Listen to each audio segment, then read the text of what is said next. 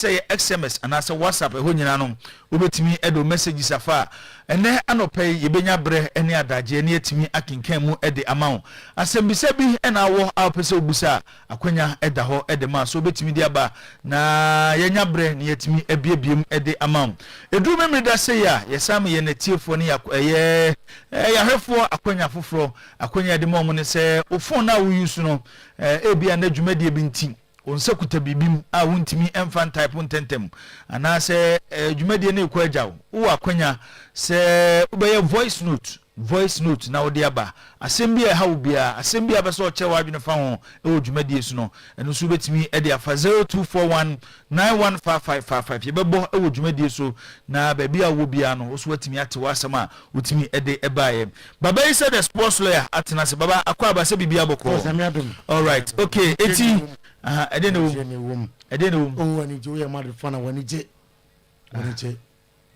pa baba isa we so cry we be attack back one ye so mu a ye ribe tu ti se flight itu no jama eni jaba because young diamond da koda no America o tu no 110 no enya sem keto Monday so Rodri deal no Madrid be wi nti o ye Madrid me a na se wo eni je baba isa say enya proper controller sir proper controller with playmaker kakra yate yeba ne abedi ho nkomo baba isa na ashase edwanenum no yeberu ama no ne eye Italy eko Spain so mo ko Pep Guardiola omone Guardiola pempem so a Guardiola ede betu dwa se obeso onya bre ede ma na busuafo ntim prempen ontimi emfa eye timbi anase ontimi ma eye coaching eye dwumadie ni mu nti Guardiola reject Italy for offer amode ko to nanim enra Paolo Maldini awoye the technical director edema FIGC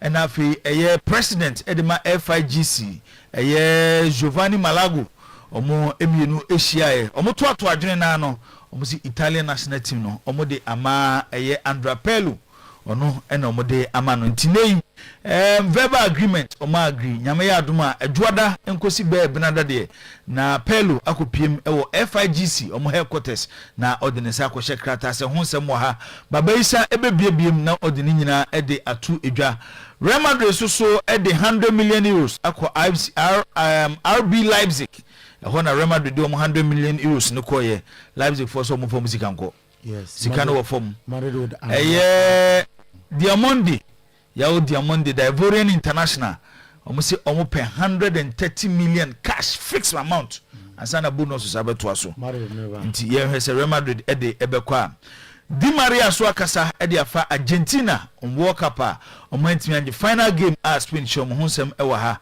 okay say eye Cup of Nation aye boy de twam afi twam ewo eye Morocco ye bo wie no na Senegal na age Cup of Nation no Cup for kwatena ase ede betudwa se abra agro ne koso no Senegal players ni free park ne so ewo Cup mremu no se ye bobo na bibi se a wo sa country na wo yes ade so we ni game ni mpo na Cup for sa kwatena ase a omutimi sisan results no enam we so ema eye Cup ese Morocco eno mko hwe mumremu no ese de Cup of Nation mo mutikaf ese Morocco na ye defending champions e Cup of Nation na Senegal tena ho mo so de kodan CAS ababontin de abetuja se October bosun de to so nwotwe omo de ruling e babontin emunsem gisa no pay utie e wo dwumadie so Manchester City omo new coach Enzo Maresca Real Madrid 40 baby omubose so mo fa Rodri no ono so aba ebe cheche the current situation of Rodri na o se enche kura Rodri wo problem bi wona chi abekwa akoye surgery na menim the entire Real Madrid for eni abre so mu hia no o se he needs rest, he needs holidays, recovery, and then he will be back here with us. And no Enzo Maresca and some of the atu edwa ede afa Rodri ho eno no afe Crystal Palace omo center back Lacroix Maxence Lacroix ono ena John Terry akasa ede afa no enei Chelsea epeno ti John Terry so na no abetum se oye defender o say omo wi omo announce why medicals Luis de la Fuente eso akasa e de afala mi yama ho nsem e wa ha de ebetu edwa ene other news e koso e wa amano ne transfer no ene emu ayere clubs ni guso amo sensan players bi su chesi players ni nyina no ho nsem e wa friendly games ahodo eso guso e koso enra Manchester United omni Rosenborg na go na eye Zexi share no baba na pe na fa to screen so ma eye ahwefo na omoso ntimi enhwe bi na go na efe papa nti fatuso Manchester echi Rosenborg for edomachi etwitwi fam we any bebe na sports lawyer abobo no so we in the first game ono wana boy okay akokon yeah akokon fo nyom na mrebo mama Marino problem na nyoma o shomuna okay pre-season yo shomuna ye be fia ye be din komo bebre e ofie Asante Kotoko executive chairman Ura James Osei Brown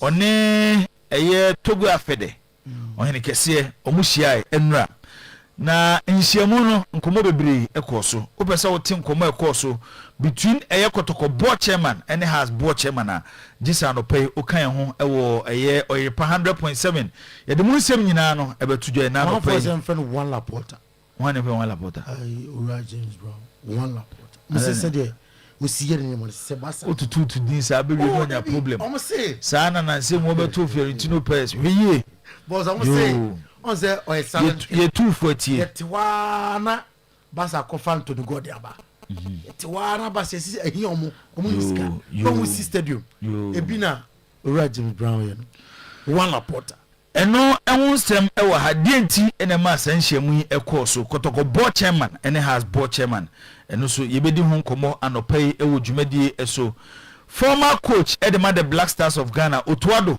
enenura akotwetwe nkomo ewo eye Germany osi ebesine ontiasi onima de krontia ye pamo no as Black Stars coach no say oni FA president na tension ewo montem edru time bia na FA president expectation no hu se Ghana kura na yenuru ho we any bebre ena Otuado edikotudwa anopei yebedi ho enkomo ewo eye dwumadi eso okanse bebre edifa Black Stars team no ho a chese Otuado akasa Otuado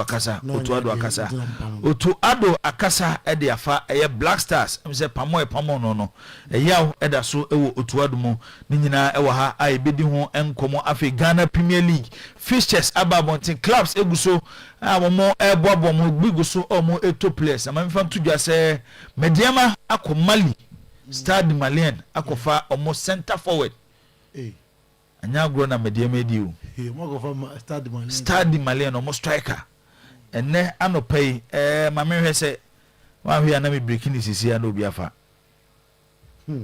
so ya vangote o say Bobby de bia omo striker no Bobby de bia o say Bobby de bia ono na ebo nya so Bobby de bia de so atre Bobby de bia ono na ebo waba Ghana Kotoko do something o say Kotoko Ura James Brown do something sir you can't be one Laporta for nothing yes you say enti Mediama guso boabo mo ho for CAF Champions League any league omo je no afi etwam league bass no na season etwam no omo so mo person mo say defend omo league title no omo sensan players pa wo enye asem ketwa eno so ho nsem wo ha any other clubs de ekoso ho Accra House of Folk ene ede na asi ewo has da bay ena has start pre-season da bay ena officially has appoint omo coach ni nyina no anopeye de ho ensem ebetudwa National Chapters Committee of Accra House of Folk omo so esomo ewo request bia omo besom de command management ni nyina no ho ensem ho ebedi ho enkomo Black Stars so no yes e ko hu biema coach ani de Carlos Cruz bibia atutum tisi de nyoma dana kwan mu na wotwe besim enko na wiye no ye hwe ni mu se bibia nsi ho kwan a eyese Carlos Cruz empanyifo eba abonte ne betudwa se mfie mienu ayedi anim no ono ene be lead the Black Stars of Ghana we ene dodo a yentimi amoboso a ebedi ho komo wodwumadi so ene de brema na no pay ewo the weekend edition of today's sport se dem di kan tudwa no enkomo ya boboso a yebedi ho komo yi osu betimi de wadwen kiraba number no eda screen so 0241915555 ana betimi do onsem nyina no ede afa odu onsem ni bi afa eye Facebook e hoso ye backing kan ni nyina ede amount o voice note no o de ba ye bebo e wo dwumadi no so e de ama wo ye kwa amanone na yakodi enkomo kakra na se baba isa e de enkomo e wa amanone aboye na no pay e wo dwumadi no so anope o ba ya wo se Real Madrid e na mo players no mo toto no oso mbaje de me say we be a flight out to no wona no wo hyebo a wontimi ni so kamema wo hyebo a no pay shebia di so de na di so me na wa na mka say the first leg of the classico si lusu a no rom wo twadan wo hye nti bo shebia ya di so Jose mo no a de na hwe nche say Madrid nye se bia defending ko no a you say be 10 minutes na e pasa na de penalty ni ba ya yere to atna and me fi say Oyerepa Rodri ba be jam fi o my na fi Young Diamante Vinicius Junior Kylian Mbappe attack we ehu cha attack bia o wiase okay mate etu se flight no Young Diamante Kylian Mbappe and Vinicius Junior defenders are woo ofo e ko Vinicius o do kobrika e ba Young Diamante o do kobrika. My name is Michael, and I'm here to remind you that Ronaldo is still the GOAT. You Michael Yati. Why? I'm just asking we amount for Jaka. Na minim di ntia Michael ogusu a wokabi. Tete die.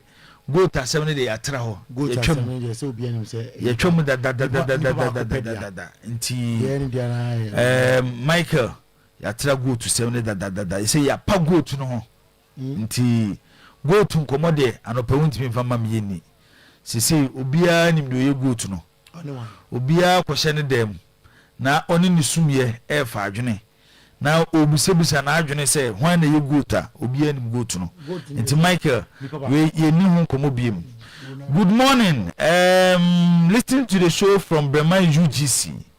Boss, you haven't talked about Manchester United this season and recruitment. Hey sir, and Asante Kotoko Manchester ye do mo nkomo anopa kwa asem se baba isa empe eye mu game enra mone eye Rosenborg eboy na onfa emra we efri eye mia minua panyini Abushwe and say hi to chairman Afulabi and Brosco J all of Columbus Ohio and ode message we ede aba amanfo so eye voice note ewa ha baba ni nyina no yede ho nsem ede ebeba nti on this note yenkwa amanone na yenkotie enkomo ewa amanone etiefo nyina ene ahwefo aye krado awmo etwen ho se ode nsem ewa amanone ebeguo ede amaye nti mamefa wei eni ukan na afefa nsem ewa amanone eguo emaye Oniodofo uti Oyerepa 100.7 FM enti anopay eye Oyerepa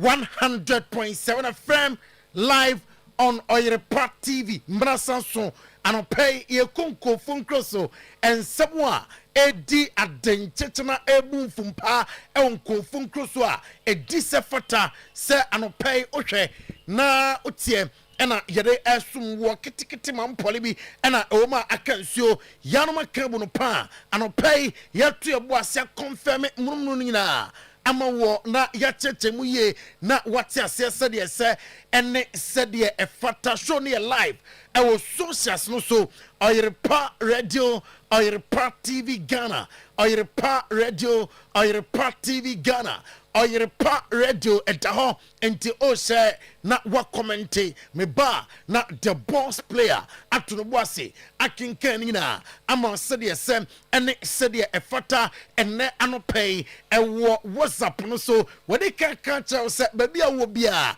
no ame hu baby awo o video kakra na wakasa ade afasiem na odiabam yebo nyina ade ama on 0241 91 5555 0241915555 all the messages abaka ho ede abana fake boss player atunoboase akinkanina ama enano pay message fi NBA mum na LeBron James ode atudwam set ne 24th NBA season enie with Philadelphia no or cast away even the last for Philadelphia a sunset a year honam no pay nemum sunsum nom etimi ayemre I say it is time I was say okofie na or joining family nom na on family no so etimi eto abrabon so and LeBron James I say unregretted that say otusu ye say obey basketball player or you be a basketball nom ope and obey no so agili din e pa and no someone LeBron James added to drum and ne anope owie and I say 2026 FIFA World Cup no ohwebi na Ukrainian ope amaya wodo a wo mo perform ya pa I don't know office Argentina near day ana amode bom games no na office wo mo deserve sa amutimi jenem hey hwe Spain for them wo mo awo structure say the Spain manager is set up in a team and Rodri mom agent finfi wo anim ho nice anu odene enti amu deserve sa amu som ese on that day anom aya LeBron James details and on pay ye de amu post World Cup stories kakra and Di Maria aya legend Emma the Argentine football na nsem nyina etiawa nsem on pay ade eba and say ono de ohwe England and Argentina ewie nom and na otu na dream na amfa ho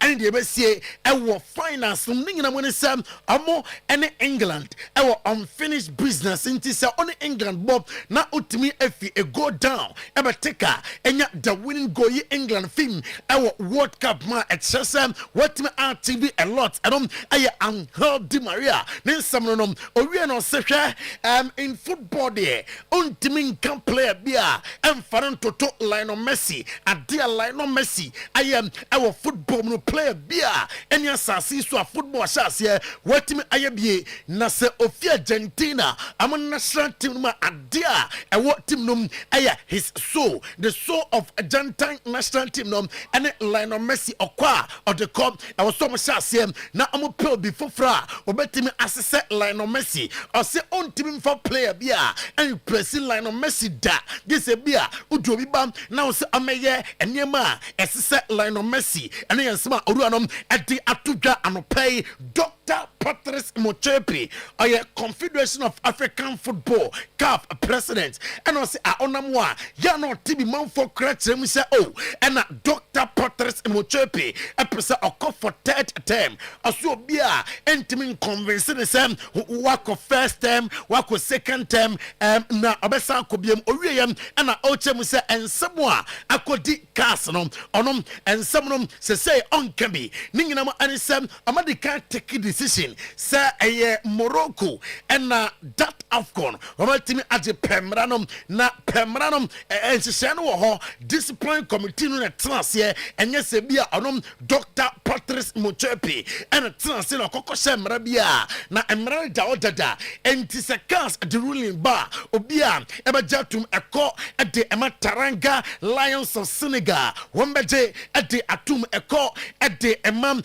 that of Morocco so wombeje de atum anu Dr. Patrice Motsepe nensema odi atudam enne anopay na mamin confirm ema se nyankopon wansam a Dr. Patrice Motsepe di unkomom sekas di babontia Confederation of African Football ebeje edi atum na deteniem the Court of Arbitration for Sport CAS nyankopon wa am say 8 October 2026 I'm on the verdict no babontin we yansam a me confirming na ama and I pay I would Jumate so Vosia at the Atujasa with me age no age and a man I edene at the amount onim how the body no allow them to continue as a goalkeeper now I know the encanepe and it's about to assume more 40-year-old goalkeeper and I also say he want to do more for Capo Verde and I feel in football no a body no and I ebache Uko Luis de la Fuente na suya or Spain national team head coach or the atujam say and somewhere nanu sisi ye na game na bana we ye na players ekon ningina monom and some fata na mama about discipline padia onom before the World Cup womu ye hwadwum enti ohwa na spend players na discipline and some sisi nyina on faso bonum and fa emo the Spanish national team players Luis de la Fuente and central for Kosubusano say Ajuma oboyem our 2026 FIFA World Cup winning the World Cup. Does it mean that 2030 Emra mu hostu our mu home soy mbasai a different the title na and also kakra ya was Spanish players bebre and adie hianom and say ombenya playing time our various national teams na fe ama team a developing ye was a akodane ne 8 pound kubasi nom afe yon kodabi kra afe na ningina plans ama the Spanish football so the Spanish football to so now fe a develop and Luis de la Fuente somewhere or there to jam after Spanish football and on play ya confirming na I'm live on Oyerepa 100.7 FM weekend edition of today's sports and Kofun Crossing Sam and on play ya binning na I'm our Jumadeno so live on socials no Oyerepa radio Oyerepa TV Ghana now Andrew Pillow Demetrinim on him say Enra and that boss player confirm was on the Susuemunum officers a Pep Guardiola ama I was Andrew Pillow ebam ebaya jumam emma the Italian national team na Oko Leonardo and I fame Paulo Maldini na suya amo say amo per long term project enti enra wama ene Andrew Pillow shy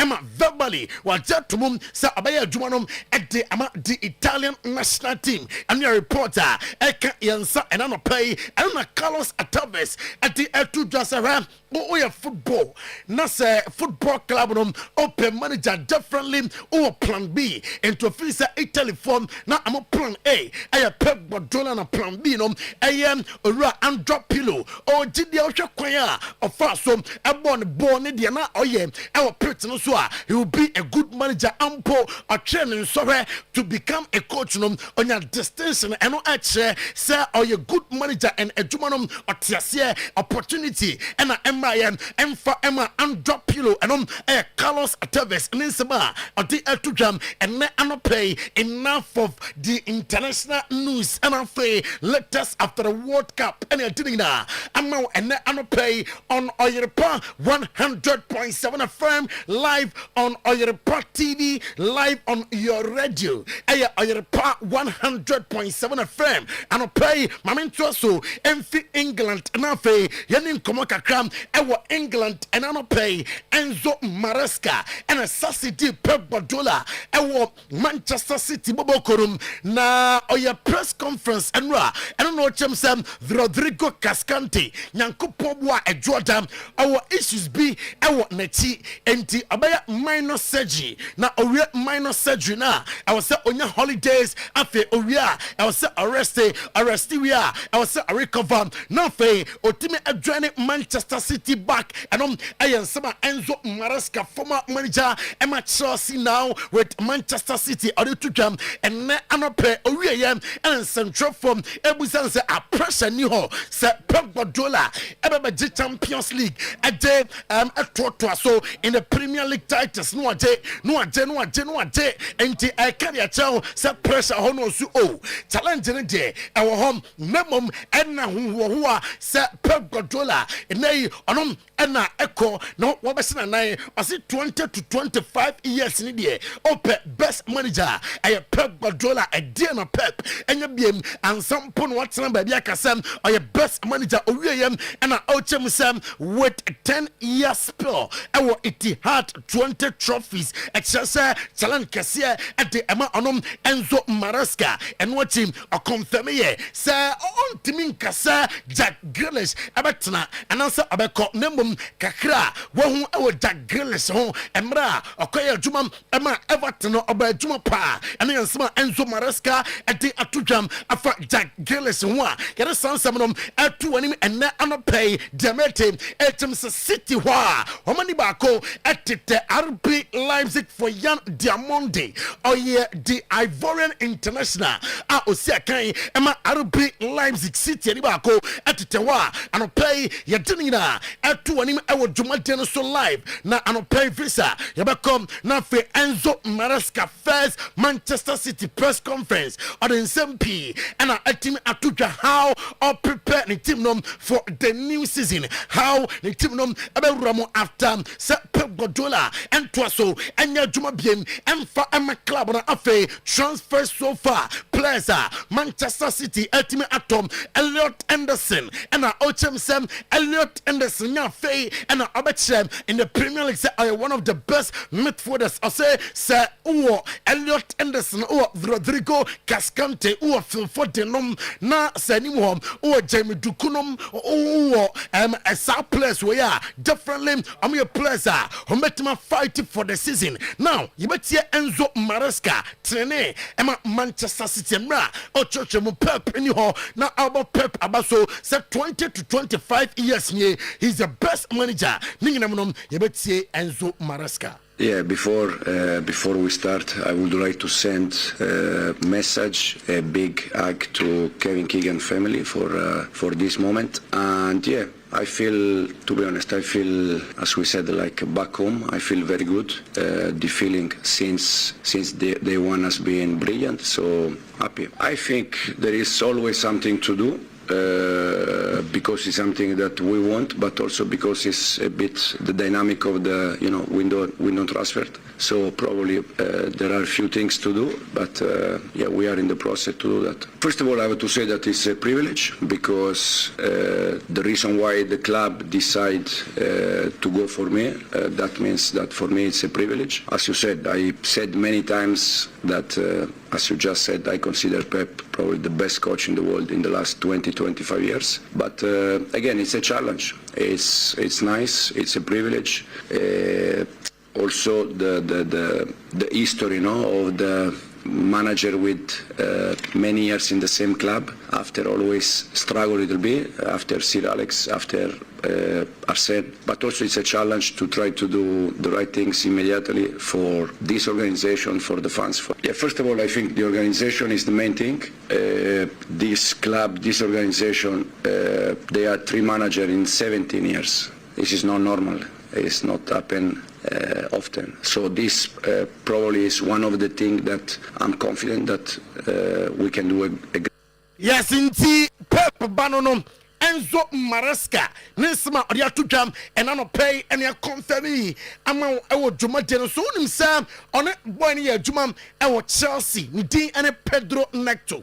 Na report confirming and pay, Sir Place, I was shortlisted, Sir Datibia, Sir Weama, Weberbanum, or Casa shortlisted place, no, and your reporter, if Manchester City, as you am, Etogam, and na pay, and Ra, and what today's person so, and ya confirm my war said ya Pep Guardiola wanyaka at the achem FIG sinom se ontimi ma ema ya juma emfa ema the Italian national team na anom ena enra on nam Spain obabi and central fortune busa say Pep Guardiola and kre na dia krenti and one coach the Italian national team a opportunity kesio e sense e national teams one more history one more and I say yes, I don't know one. Nanyante say akonya bi say ba empeniforum at 2 women suffer say Pep bra.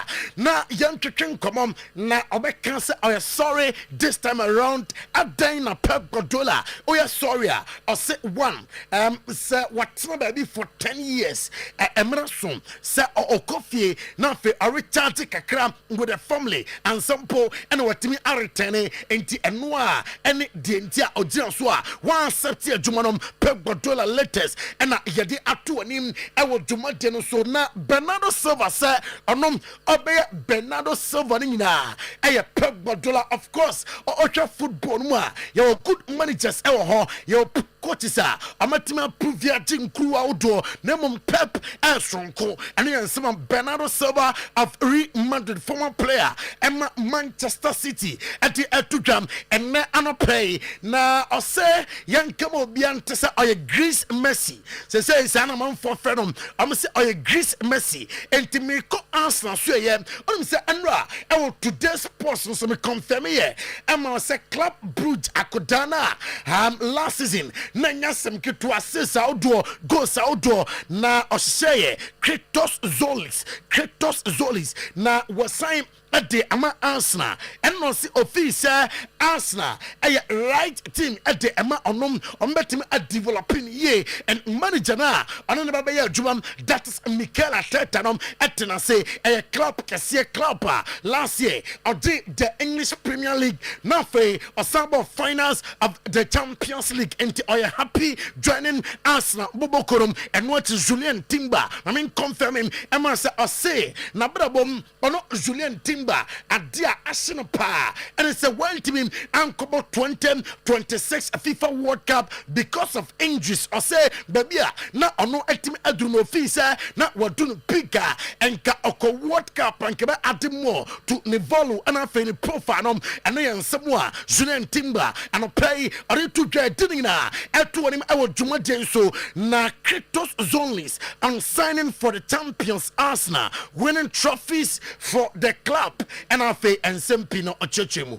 It's I need some time to realize. I think it's absolutely amazing to sign for such a big club here, the champions of England, and I'm very proud to be part of this team for the next season. When my agent was saying maybe it's a possibility, they had some talks, and then I was already excited, and I was like, I want to keep it secret from everybody because you can't say that to everyone. Arsenal maybe wants you, in the end maybe it doesn't work out. So afterwards was getting more serious, and now around 1 hour we talk for everything about the club, about myself, about his plans, about me, of course, about the team.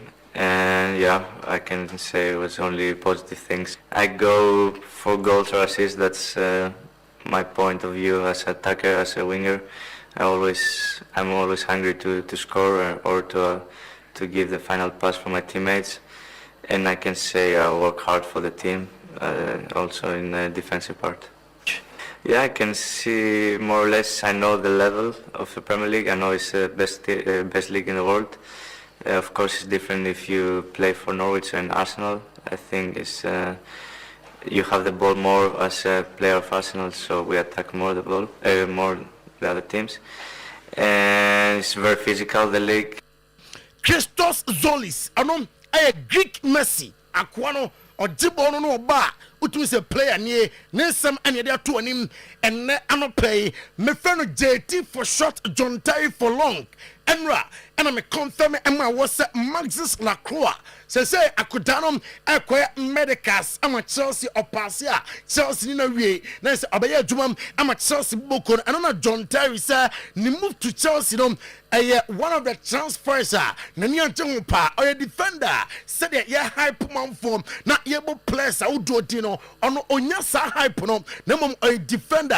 He comes with aggressive or a calm under pressure. And I feel a quick anti-sam who will leave you now that of Maxis Lacroix. Massa, one of the best center pairs our English Premier League number one. I'm at Chelsea. At me acronym John Mikel Obi. And I say Chelsea board on Yanya Mudeni Muya Boy. A Juma Muya Afin. Yes, I think when we say Chelsea team no Maniabre Satmo Persamo compete Kane Roman Abramovich Chelsea no or saying who sa Chelsea game at there as Ukrainian players na Chelsea sign under the auspices of Champi Alonso. I'm right players betting abuam I'm at Chelsea RTV aim John Mikel Obi area and also Chelsea club and some fonima a club a fibia a compete for big trophies and this club no unto for Liam Delap and do attack Liam Delap last season and oba Chelsea oba no Ukrainian ne Montimonache say I was Chelsea e jano kwena fe opebabi etimi efa When you're looking that we need a goal, we're 2-3-0 down, and you look at the substitute, who's coming in? Liam Delap coming out to do what? I mean, I have to say, he's not been good enough. He's not good enough for Chelsea Football Club. I am not here. Sometimes these players, it's not their fault. It's the recruitment process, the people bringing them into the football club and putting them in this situation. He's not good enough for Chelsea Football Club. Yes, for Ipswich, yes. The way they play, the structure, the football club that they are. But Chelsea is a massive football club. When you look at the substitutes, people coming on, I said it before, some of them coming on, I don't even know who they are. And we 3-0 down against Nottingham Forest, and you see Andre Santos coming on to do what? Please tell me to do what? To get us goals, to get us back in the game? I don't understand. And no, I John Mikel Obi, former player, Emma Chelsea, and I didn't say me, Etimi Atuja Chapi Alonso, or say Chelsea, a club, I'm an ambitious club, they want to win trophies, and on him some, and the assemble players, Betimi Abua, not Chelsea, achieve that aim. Now, Yentie and Samoa, Chapi Alonso, Chelsea manager, and Ra, I am a press conference or the Tuja. I would say fond memories because, as you say, I remember as a lot of energy in the stadium, a lot of energy, competitive energy on the pitch, and that's what you need to perform and to compete. And for sure now we're really looking forward to it. Football ideas as well, to build a good mentality, a competitive mentality, how we want to compete, how we want to perform. When the moments are tough, how we come back from those moments with our energy, with our strength and togetherness. Time will tell, but for sure the aims and the ambition is to be as high as possible, and time will tell where we deserve to be. But this is the time to start now, to take the right decisions, to be smart, taking those decisions to have a good team. And after, once you have the good team, you need to create this football, how we want to play and how we want to compete. We want to play good football, we want to be active, we want to be aggressive. These players, they know how to play. And we want to play good, competing well. Training.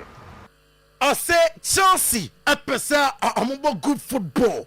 And they want to win. And no, I manager, Emma Chelsea, Chapi Alonso, and Ra, Ninsimodia to jam, and Yedipi Atu, and Jumajan so live on Oyerepa 100.7 FM, live on Oyerepa TV on socials also, Oyerepa Radio, Oyerepa TV Ghana, Oyerepa Radio, Oyerepa TV Ghana, Afe o messages no, other two Facebook pages, one of now fe utie, na opasa send message from WhatsApp 0241915555 0241915555 and afi ode Abba Steven Gerrard and ya to just say a good decision and a DF binom etimi atake sense say Jurgen Klopp na oyo club ni whatever and you can say usan ho if only are available nkwa and you can say usan home ekofa manager bia a good decision and amatimi taking the place, yeah. Woman is a kind, Emma Diamond Soft of Germany. A man for James O. Women your place, over team their compare Michelle Balakanum, and your dad, and our sister place we are. Jurgen Klopp, Etim Abanum, obey your muye, Kai have veteranum, or Mbebwa, not Fenima Koye, at the Ama Bobokorum. Now, Muhammad Salah Gali, Meno I can say, Rami Abbas, and I am agent now, or demanded 7.5 million euros. Efi Besiktas or Besiktas in Tuesday Sikaram. Now for the legend, Amram, Emma Jubam, Emma Besiktas, Rio Ferdinand, Eddie Atujam, Sir Adeba Kwa, Owen Sam, Manchester United, and Ram. Okay, I'm a young Kofakan Seribi. Now I was a mutim improve. Omunisa explosive wingers nibi. Sa Oko Madrida. Obanya Vinicius Junior Dimirika. Namun Tentan we nyani a body a tumamanum. Afe Oko Bradley Bakola Masuya ya. Dia Amuyem our Paris Saint-Germain Manchester United. And it's our wingers nibi. I was Michael Carrick. Emma Neniko and that football no dianom. Sa uni explosive wingers. Ayana and what ɛno yɛ nsɛm a Rio Ferdinand ɛde atom Michael Carrick anim a yɛde bi ɛto anim ɛnɛ anɔpa yi asɛm no baeɛ na Bournemouth foɔ sɛ baabi a yɛ na ɔtomfoɔ ɔde n'ade no bɔ panya no yɛ na ɛho ehia no ne nyinaa mu ne sɛ early junior group no wɔn ntɔn no sɛ woyɛ team na wɔn abere wɔn gyita ho sɛ akoda no amram ɛmɛyɛ adwuma mfa ho ne sika a wɔde ba early junior group deɛ 2026 sama yi nyadeɛ sɛ ɔmbɛtumi atɔ no Nico Williams reporter ɛba HM sɛm Arsenal ni baako ɛtete ho ɔmo options ne deɛ dɔɔso na kɔba ne sɛ ɔmo anya saa players a ɔmo pɛ na Nico Williams ɛyɛ another player ɔda ɔmo list so ne Willis clause ɛwɔ Bilbao ɛyɛ 90 million euros utua wobɛtumi afa no Antonio Nusa Diametim HM said not London rivals Arsenal and after Tottenham Spurs amunyina any other Osha World Cup maybe nowhere from them one player na odan 10 wow take place on par Antonio Nusa na Diametim HM said not London rivals Tottenham Spurs Roberto Di Zerbi and after Arsenal Mikel Arteta amunyina and the boy na say amram MSC akan emfa ematim no onim say 35 games and after I share 5 goals and a de ema team na yɛde ho nsɛm ɛto anim ɛnɛ anɔpɛi deɛ kyɛnie Oko Christencio Somerville na suya na Roma mu dijeche sa amu apenemum wa move to Saudi Arabia unim sa sikadie masebeye do 17 million euros net per year and then some ebetime akam that is in total 68 million euros net over a course of his contract until 2030 and you sika Christencio Somerville of Canerum West Ham United Nansa Ebetimaka Yada Honsam Etu Anim and Anopay update our Liverpool and Sir Alexander Isak Florent Wits and Afe Ran Gravenberch and Kupobwa next week I'm joining Liverpool preseason na Fenema Koye Am Womum Andoni Ariola at the Atudra Ukrainian Adentia of fan staff Ruby Efi Bournemouth Nessa Onimwamum one of my Jumam our Bournemouth da and Onimdientia or Kofa Edom by a Bournemouth team those or the compare Liverpool ye Namum Ejuma Ambanum not on Timima Emra Oja Amoho na o believe and Kakram Dena oh training grounds no HSA Liverpool compete ye in 2026-2027 season Tottenham Spurs Rodrigo Bentancur Operino Amatina to a pompon treso Wamutono Oya club now Sika Befano com Gonzalo Garcia Madrid Kuda Odanimo Diamete HM Fulham Edim Command Den Sir Akudai I was set yan second of anymore Emma Fulham team na report HM said Jose Mourinho pesa akodana tra na fe steady team one of the best strikers officer in 2-3-4 years to come obeli the attack Emma Madrid Everton ebusuam finally Emma confirm say veteran midfielder Idrissa Gana Gueye he said here on second emfa Emma team no biem or free agent and a reporter yan second and ne anopay maminko Tottenham Spurs asuye Jean-Paul Van Hake and also etimi akas after some omo adani nadi say or a player Emma Tottenham Spurs team Jean-Paul Van Hake HM said nyaje say obesi akan Emma Tottenham Spurs team and they or believe some they compete under Roberto Di Zerbi. Really happy now that I'm here, but also in the summer that it was finally done. So I was really excited to see everybody, and now it's my first day and everyone is really welcoming. So yeah, I'm really happy. It's a bit like first day at school, but it's a bit different now because we were more used to it. So I'm more used to getting different environments, but no, it's always excited to see your teammates, to see my old manager, to see the staff. So no, but everyone was really friendly and helping me, so that makes it easier.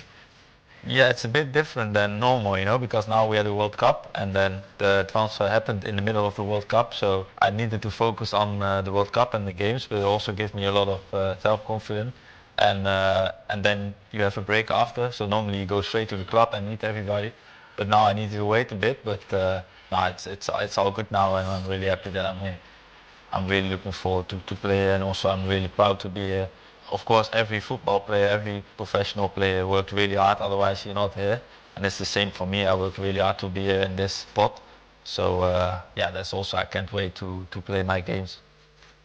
Well, first of all, I'm a defender, so you need to be good at defending. So most part of, I think, is to defend my box, to defend forward, be aggressive.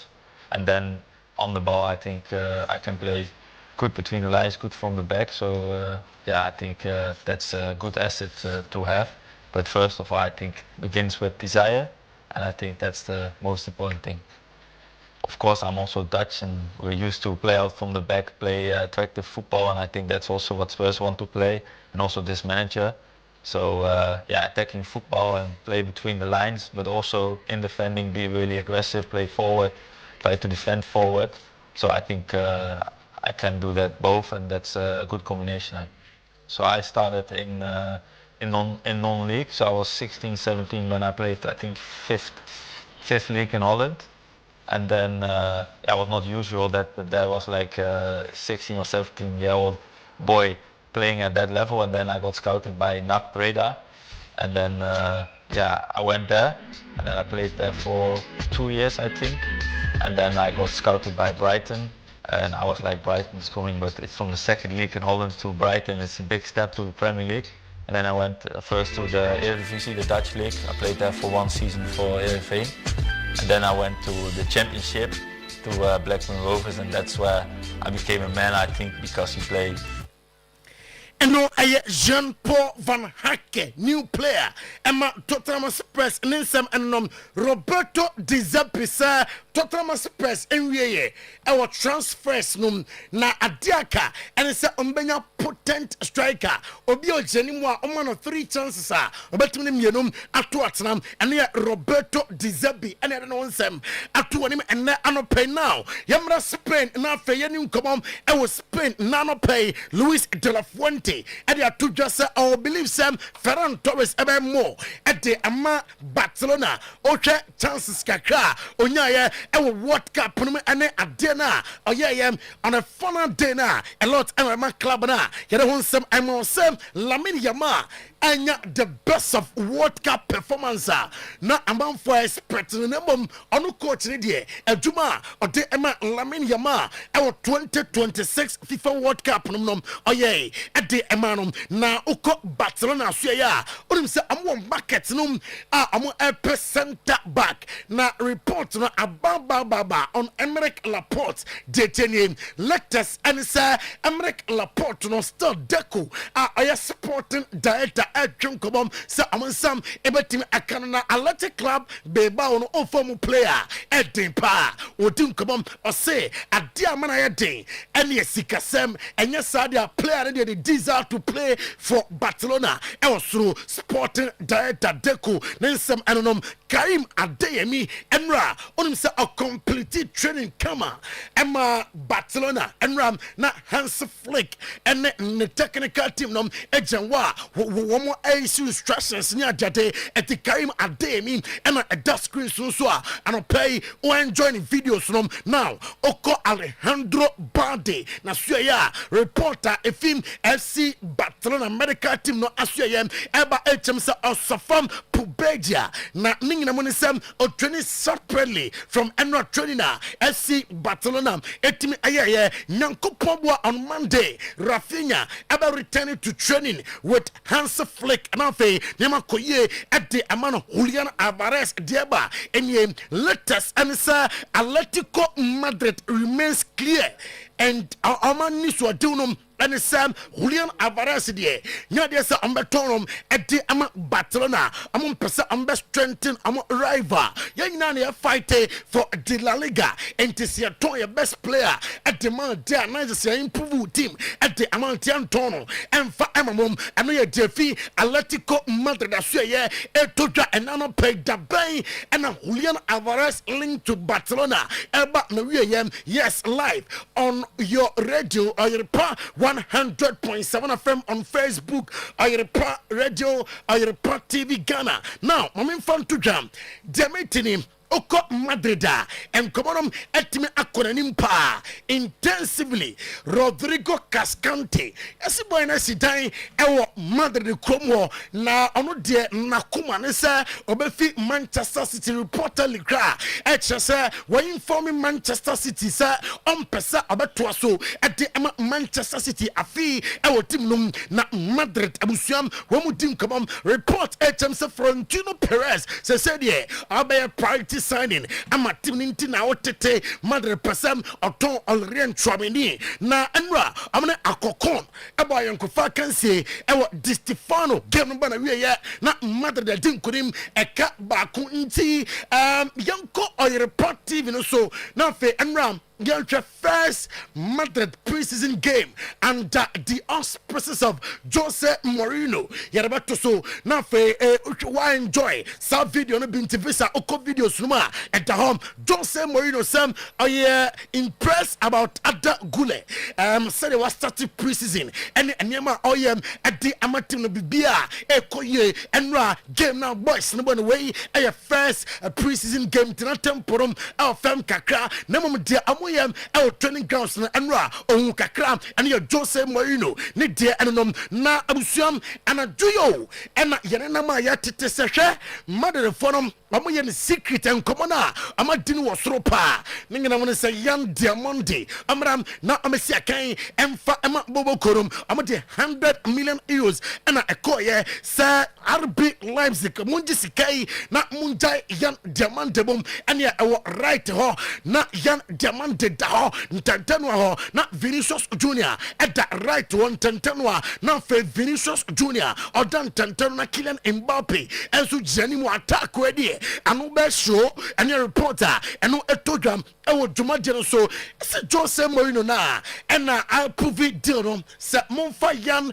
diamante emram na ameya dwuma emfa ematin anu na Angel Di Maria or former player ema Madrid or dia to Jose her muntie se yan diamante no mudi agro no be ka Madrid attack no ho a Madrid Europe munyina ye essence attack we anu be den atun bi attack o hwe ade na boy ni ye ema Ivory Coast kakra e World Cup no last season dio ye ema RB Leipzig 1-1 obe take you on our speed oya kodanso into officer Vinicius Junior Kylian Mbappe yan diamante abe attack anu be den pa enu yensam e through etodam ene anopay Robert Lewandowski ase fans nom enjoy best version of Lamine Yamal at a 2026 FIFA World Cup nemum in a final game enema ohuye at the FA boy no hunani jepa ene yensama oruanom at the to Thiago Almada Jemetim etemsa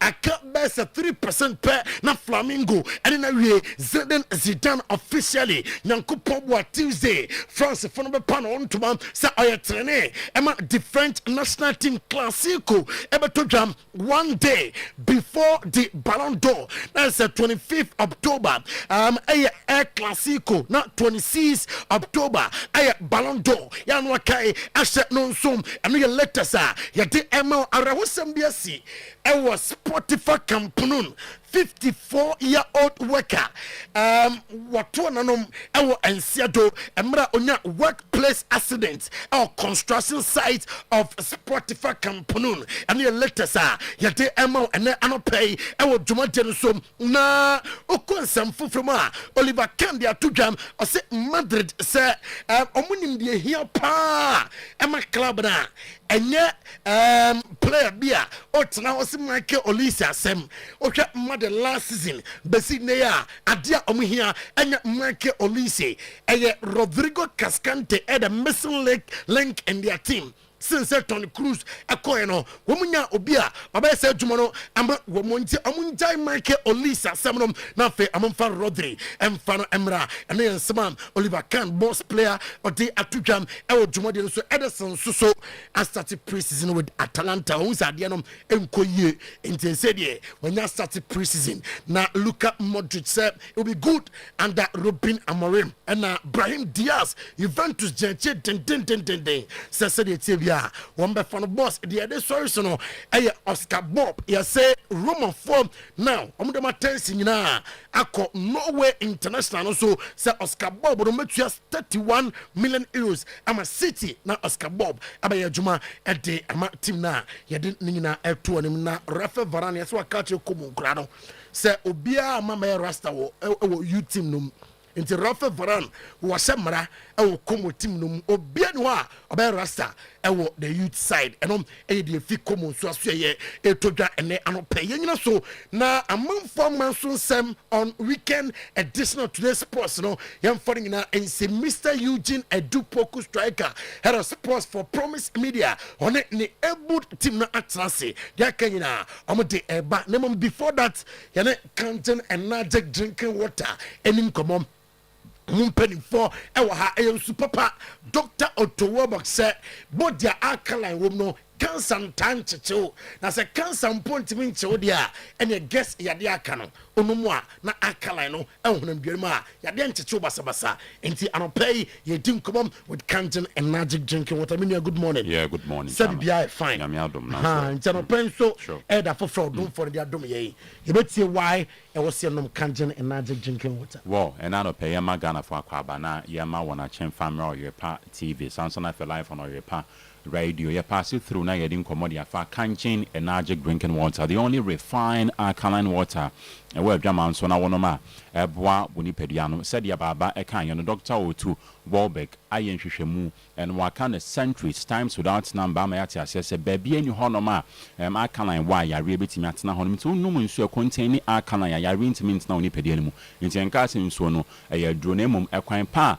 I bear for quite project and say electrolysis process means when you negatively charged now a man's when you electrolyte and minerals a hodrono and then I'm so much it decide you made the nitty and numbers on a fray and any among come GDS or your pa FM and FA TV because of the quetchy into your regular listeners but they be newcomers fresh for fra one of my dime so mean to you the very first time and I feel I would see ya Canton and Active drinking water. You produce Canton and Active drinking water home come and you know and so edino into on radio, on TV, on Facebook or joining on your bon come on 0241 44 91 91 0241 44 91 91 and I say 050 73 79 474 050 73 79 474 numbers twin and I are active on WhatsApp, SMS test via on call. In Tibia Wamanone na person friend our home kwan so betimi afre on WhatsApp ya bejo so de bia meka so wa broach o ba Ghana ehun hia se odi nsuo ebeba se oba no na obenom to incur extra cost there be ya wonsu a ne pH level awosho na etese de wonom no kra ewo amanone a kanjin kra etwa no ntikan na ehya no nso na afen so na no pɛ ye adwuma na mbesi amede ato dwa ye bon komen mesia mo pacho nyema na me ansa kro no fra team no mo office honom ne be ansa na ane omo nso abon komodi opese obisa opese wo ye so distributor major distributor be bia wo organ han se bia wo dia ne so be frɛ na bes ne representatives omo the various regions and afi district and there say wonom abejo so no mo nso ene wo abon komo and the theme for discussion and topic I discussing I say ye hwe mineral content e wo kanjen and age drinking water mu na onoma ekwan pa ebefa so na aboa eye wunipedia no nti no enso any discussion na no pay ye no wo eba be having to her said ye Sierra project enso e de amaya na de bia ka se pese o ye part and parcel of the conversation and I'm said ye ka bia nya bosiamuka ya ye mo ye team ena ye ka nti we a World Health Organization we ase kubata wonum hwe we ase apomden me ho ensem so we a omo statement a omo etroye efa ensu a minerals enim na onoma nsunsan so bone a ede be bre eye bunipedia no na ye be kan na fa ya cheche mu send ye be ya very good nti me pe said ye sports visa why no say the World Health Organization warns that consuming demineralized or low mineral water like the reverse osmosis water has a long-term poses health risk. It can cause deficiencies in essential elements like calcium, magnesium, increase the loss of these minerals when cooking and lead to poor water taste and reduce hydration.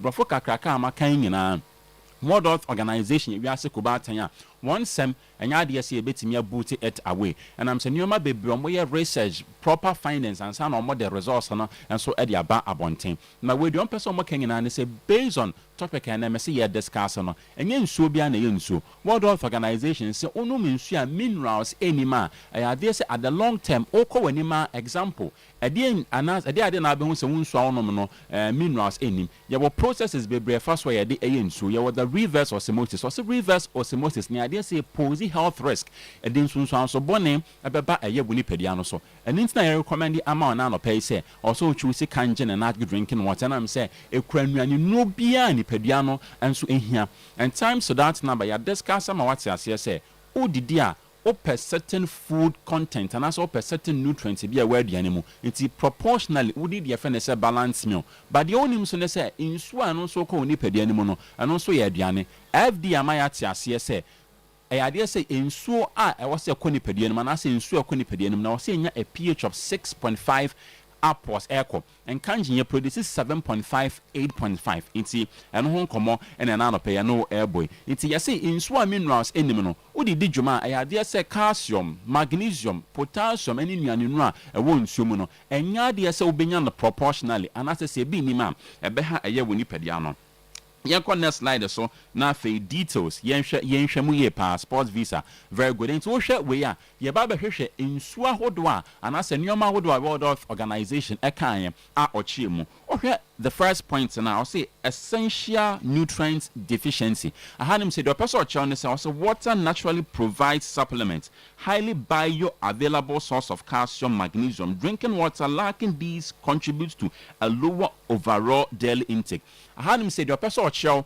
and so ne say or say I was saying nsu ekra essential nutrients na say nsu nkra essential nutrients na elake anase the friend say deficiency say ene minerals e wo nsuo mu ababoa na regulate woni padua ebi enima World Health Organization say enya de say eyekra and time so that number yen komo na ye ne wodi no ayapomoden na nkomo on say utime kwoto certain food supplements na ebe regulate woni padua beboa woni padua no nyoma bebre wo hono ma ye di supplement bi said ye be ya ye benya calcium beboa ma ye no mpemu ayade ben ayedin but ono munsuo in the shape of kangen and natural drinking water no said ye kwoto food supplement no kra eye aduro na at the long effect in sunsun so be bre woni padua na ye medication you see ensure proportionally again sa to said ye onom and as offer a supplement how do I what a drama to kai national so I feel the next point no see leaching in foods yembra asie na yene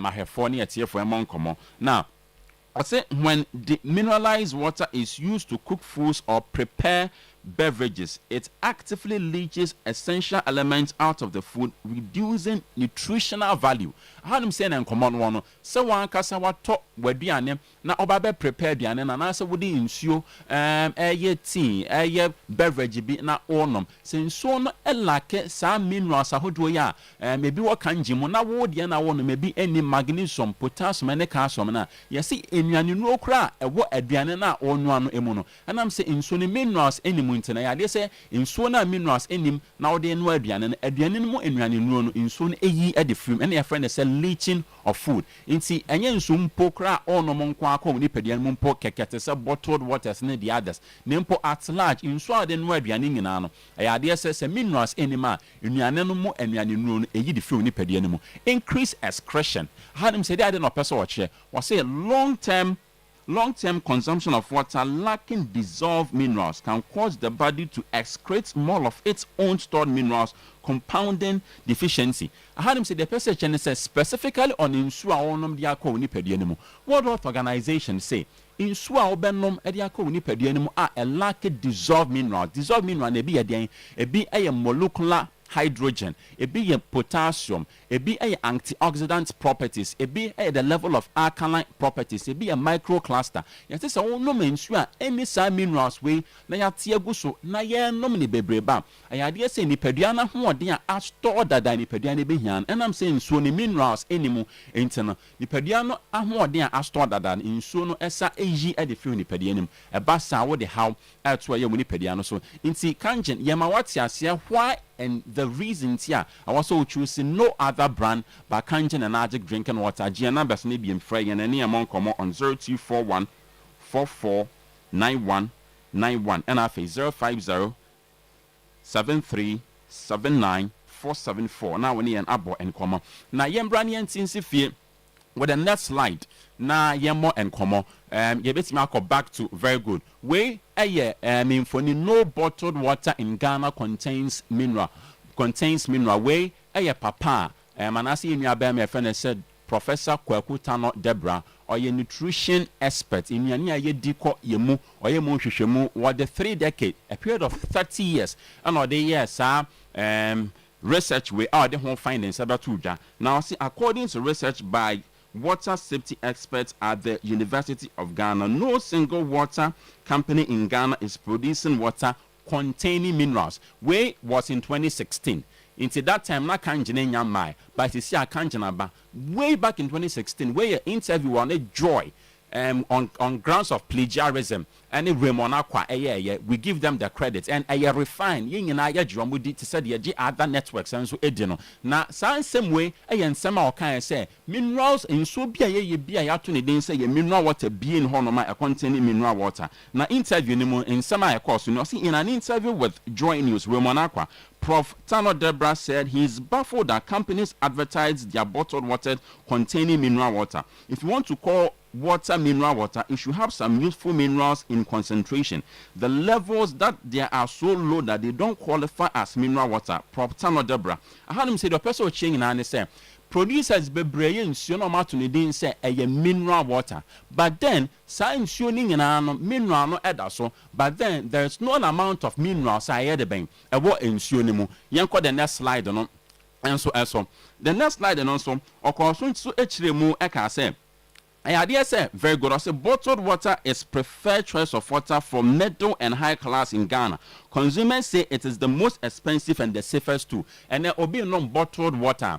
The perception out there, and I say the school of thought, and they say, "Omo bottled water, no, omo sika," and that was our bottled water. The insune woman is safe, but Doctor Poku Debra extra say my say do na I dare say minerals biang the bank in so no ma I dare say how many pedian internet share with earlier submission Yakofa World Health Organization near the BBC Professor Poku Debra so na wono munsu a kura minerals I dare na yedema a boa for immune support system e ho be hia say I dare say immune system be identify ya who do be a woni pedian mu na timi aside ya free honum sanso na wo ye no so free honum for bone density obi honum ani no mpeno there are a lot of bristles kakra bi na ebubu ahoden eni ne kasa eni mu no nso a in the shape of kangen and magic drinking water eboa enso ema eye ahoden enso eba eye wodompe enso emu for immune system support boost yaka emsia ema a slide of a video ne yanhwe na yanfa yan common enso ensi wey and so a demonstration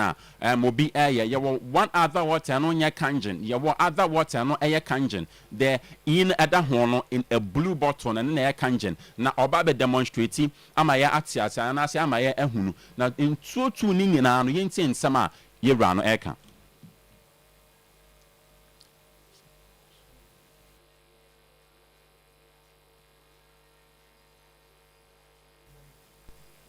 Right, into or demonstrate at Cheyenne and obey see electrical bulb na obey see electrical bulb na ewo no na electrical bulb no what the ba beto kanji no the ba to the enya kanji ni mu.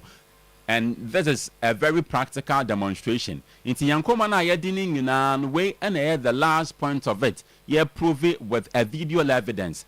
Na who said him and your man so ACT or the electrical bulb or not to Bakumabon say a best shiny, a best so you get it very good. The other one in your kangen, this is a dead water, any no minerals, but the other one I saw that is kangen, where over all the minerals and pediania the bank epe and we say in common now, of course, why can say a boy to improvise on your energy level. That is why a lot of sporting men athletes Tom Bradley, Conor McGregor, and all these sporting people, Manny Pacquiao Munina. Aji kangen and aji drinking water no so atumi na am say a boy improvise on your energy level into your sports person utiemu ye dwadeni utiemi unhia energy drinks ahodo a onom ko nipadua nima ebe ha eye woni padua no na efe at the long term na din so anso dia bru hia kangen and aji drink water be improvise ebe boost immune system but the yanka say ya dro and am kwan pa ye first one ye dey produce insuo no ama insuo no ye active ama insuo no ye life intinye insuo bia and ye life water gn numbers ne franya na amon komo on 0241 449191 0241 449191 and I say 050 737947 for now pay ya sha say ya adwuma nationwide delivery free delivery and found a baby obi ade ane so be place call so won to me na nom kangen ebeboa ma bibia akofan so dia ma wonya kangen one nom aboa share and so ema afoforo and so enhu striker ima wezo de kakra ka ho tiko hu boss ene de matrem na mu nti share kangen e positive it was all share. All right, enti kangen fo aso e na ye koya ye no mo akodi nkomo imeda se ne ye bese hia na ye didi nkomo e de free kangen fo aso ye baba isa so ye beda se why ye beda se odi amano ne nsem ebreye na AC Milan my silent kakrao no si diawara bi my silent mo pese mo obi na mbori mferia na mo to bi mane na jai card na de na sa owie mi bisa de jai card na na mse owie mi bisa on se oye na we ya na ma afani aji kenya wo no afani baba cho my representation we baba me bisa question Goncalo Ramos wana ato no Goncalo Ramos obi spare tie no akofa abade aseti wana ato no obi spare tie o spare tie da okai mu isa nka dia o obi spare tie boss o spare tie se kai yes monfa 130 million nko ni yebebu mo yebetua we ye 130 million player o ya de che Rafael Leao why Leao kai Jan Diamond na waka bo hu na de eye coach na na sa o te 130 million ko to win yebeto no hey yere 120 be commerce Florentino Perez na we ye ba sa o na obeda right to attack obetuma gina no attack with Jan Diamond at the right left Vinicius Junior na Gerard Neka explosive wingers no ebi obi ase a omo che Jan Diamond league ne best start na estati su wi a ye bet na ye boko ye nima boss ye betin sama be kan to de o player o ye obi a o player Liverpool o ye obi a o player o ka sama ya na obi no di achini a me si di pakonye din because ye mo be 4-5 matches and sama be keka no nti wo de ben kan hwe to de ko why sorry ko danger man akwaba boss me joso bibia boko de oh nyame adaroma okay ma mefa we nka ho na yemra ne ntoa nkomotwetwe ne so 2026 Women's African Cup of Nations unim se nyame ya adoma ochina na ehyaase ewo ye Morocco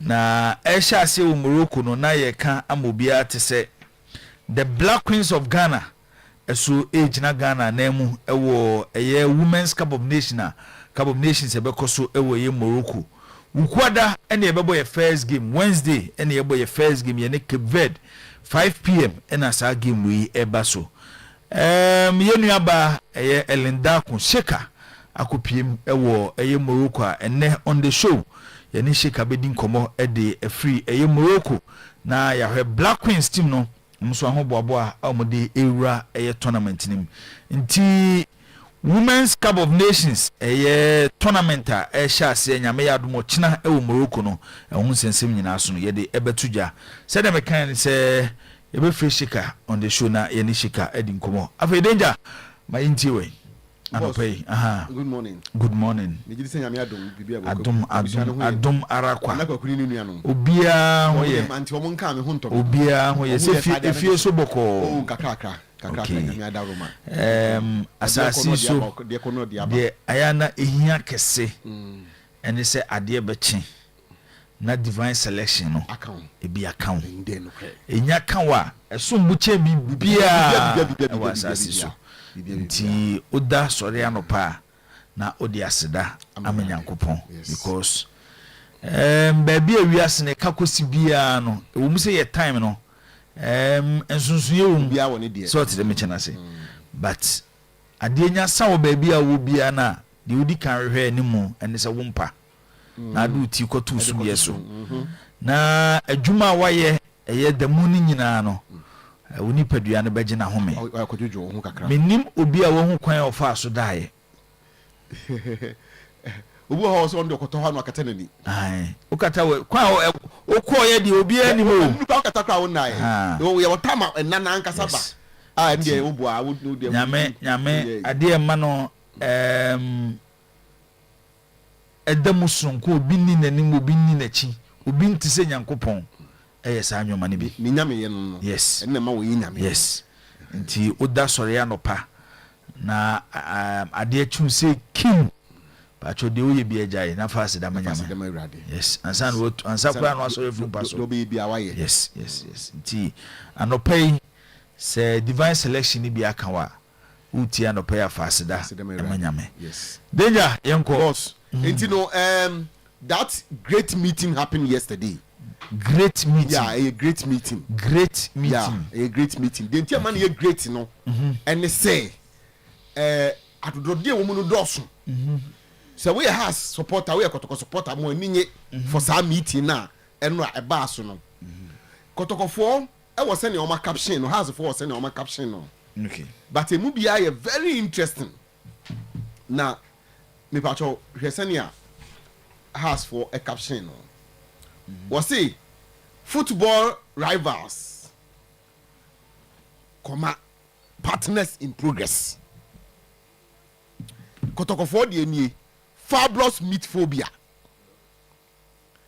And we Kotoko 4 DNA no. Visa say we has the na me fan send o.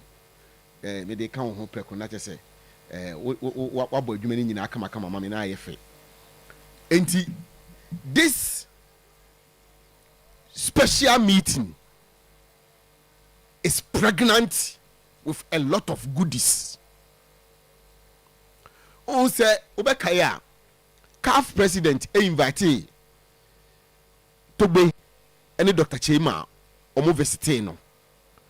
That was on the verge of the introduction of Sa Super League Bina on the Bayern.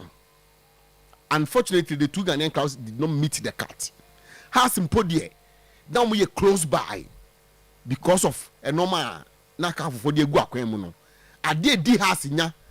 Elvis and supporters demonstrations on year, and a man has anti-manual opportunity to be uncle Mubi. Because if I say, Pesa and Candiano, I beg a Kakaomono.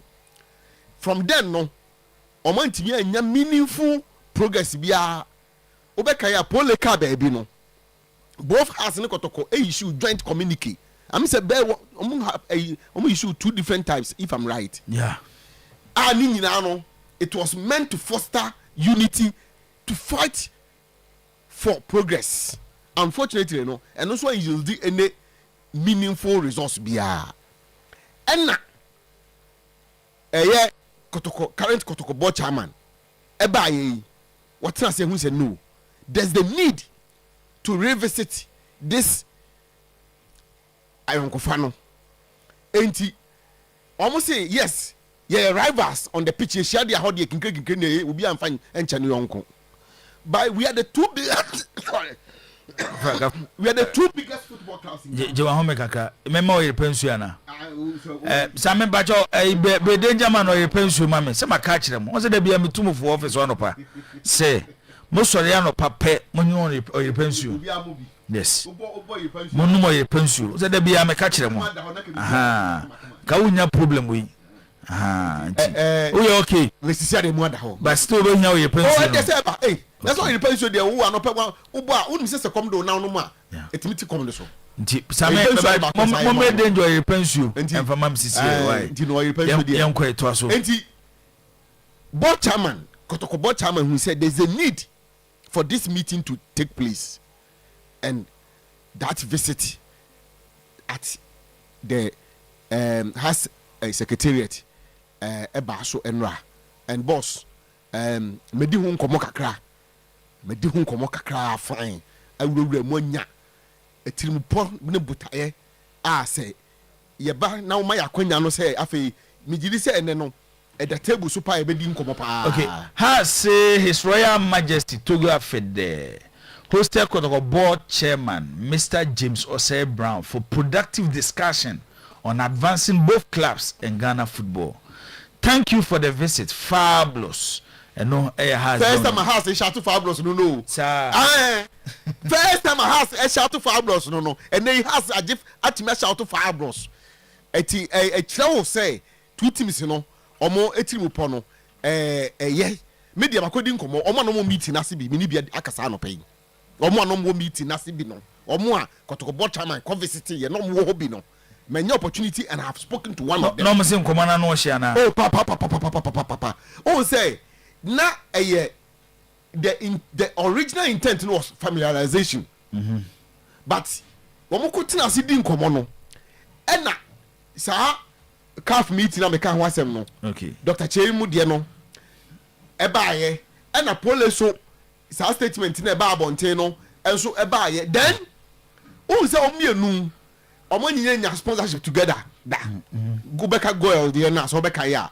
Any other things ni nyina no ko hu say hey na see me no say kabo mu a ye betima no ba ko a me de ma wansa na me ko ba me de details na be ka ho but ye hwe kotoko so de omo tro to omo social media no okay okay after enra eye meeting sunko a eye mpanyifo yi ekoye na unse pictures e ba bonten no hwe soro ha uhu owura Vincent so odotein. That's right.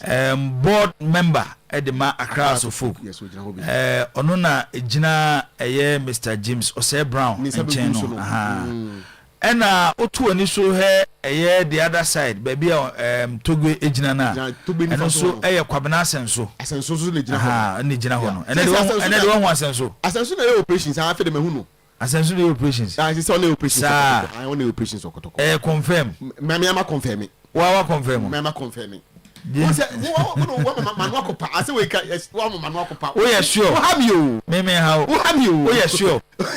You. Wo have you? I say where you am? I say Kodogosi today which almost statement more in a post no by Enra.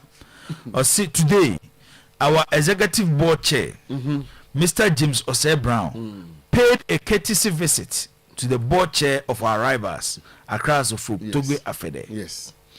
The visit marked a formal introduction between the two leaders and featured productive discussion on fostering a strategic of the field partnership aimed at promoting mutual growth, strengthening Ghana football, and creating value for both clubs. While the rivals remain fiercely competitive on the pitch, there is a shared commitment to working together on the initiatives that will benefit the clubs and Ghana football as a whole. And also, Kotokodia, Edibai, and no. Yes, Kotokodia also chose to Makan has it. May not be Posu Kotokodia. Okay, Yanko next one. I don't know how to buy a come on. Would you pass on one task in Tiamu Unadio? Why? Utuado. Send it. I said, why Juma, why yet no? Now, why you be a call farmers or the Moko Wekapa? Number in it was it over 50 players in the frame. No say a coach for free do bonnet. When you're here, why you Juma, you deserve to be at the World Cup. And now, on my UAD. Into on course, no crown when you're no Emma or no.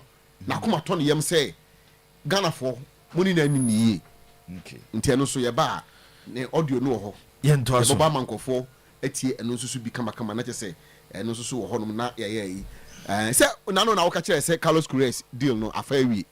Enti sisi the information ye peken say e bia by Monday there e free Monday ko there we mfa ne sa e bia na afi wo de ne say secret aso no wasen sign obe kra penti say de me kra bi yi no de sisu no wasen sign na say ndie na say eno ano no boss asem wey ne be kan wa han mu week yi mu production team na confirm amayen o say has ICC for no o ma decide say on person mu shia board chairman any ne board any you know MD no any board for no mo kan kira o mo supporters no ehi na mo de has yi koyi ehi na mo de has yi koyi ase has no mato na jejemu ase has ye janka ase has ye wisia ase has ye onibie ase has no why visionless obi ani be the has nam ase has of focus in fact we bisa board member back on pay say mo supporters and say house of focus has lost its way. That's the word that me use man or say House of Folk has lost its way. House of Folk is on a journey of nowhere in the sea. Oh, say your ship will have a sipono nafi. You know, you should born not the Nokoha, not the Nokoha, as a son has a quack. And the supporters and they say, led by our own Yusuf. Also, on Pesomishia. NCC chairman. On Pesomishia. Yaba, Ibedin in our home. Okay. Media, Omode, Omaka be big a catcher me. You could be saying, Omaka international and Comodium, Oma Quenya Noa. Yet there no be good. Mate, Dangerman, Zaka Kwaba, Bibiabo Code. Okay, yaba near the Edin Komoka Krebu. I am Manchester called Christianso, some of Bahuna, or so on Manchester, Nobako, Saudi Arabia. Yamba. When you say Roman and Oko, a rumor for any wee bibia. So Roma, the other day, yes, Manchester, oh, na say, Manchester. Any rumor, echo player. Ahead they are Manchester being advanced. So if player no, any rumor, I agree on terms. West Ham TBBRC and Hilal von Beofa, BBS so chain rumor for the na. Manchester and Kohon. Manchester and MT. I just Oman fair ni Brian Kohon. Yes, Oman meeting. Nice, Omko Pusu. Sebu Hoibu, Oko Tra, and I say, Bia, or ye Abia or third option. Until the Uncodim Common has a first and second year. In you are not telling him Sudada, Sonny Mechano, into sanity. Zach, Yenu Komaka Kawaman on it. Yaw dear Monday, Sika, Leipzig 4P. Oh, deserve us player, Sicano. Say fixed amount, 130 million euros. And Sana add on scrub account. Real Madrid, the 100 million euros are caught. And run up, I almost say, Omunsum. Yaw dear Monday. Jibo, sir, what follow Leipzig for now? They live in their own market. Market, baby, if you want to understand, some say they live in their own market. Now, check their recent sales. And recent crampo. Top players know how quite fast so a ton. Just last season, Yanka and Cross, so be a Kaisha school.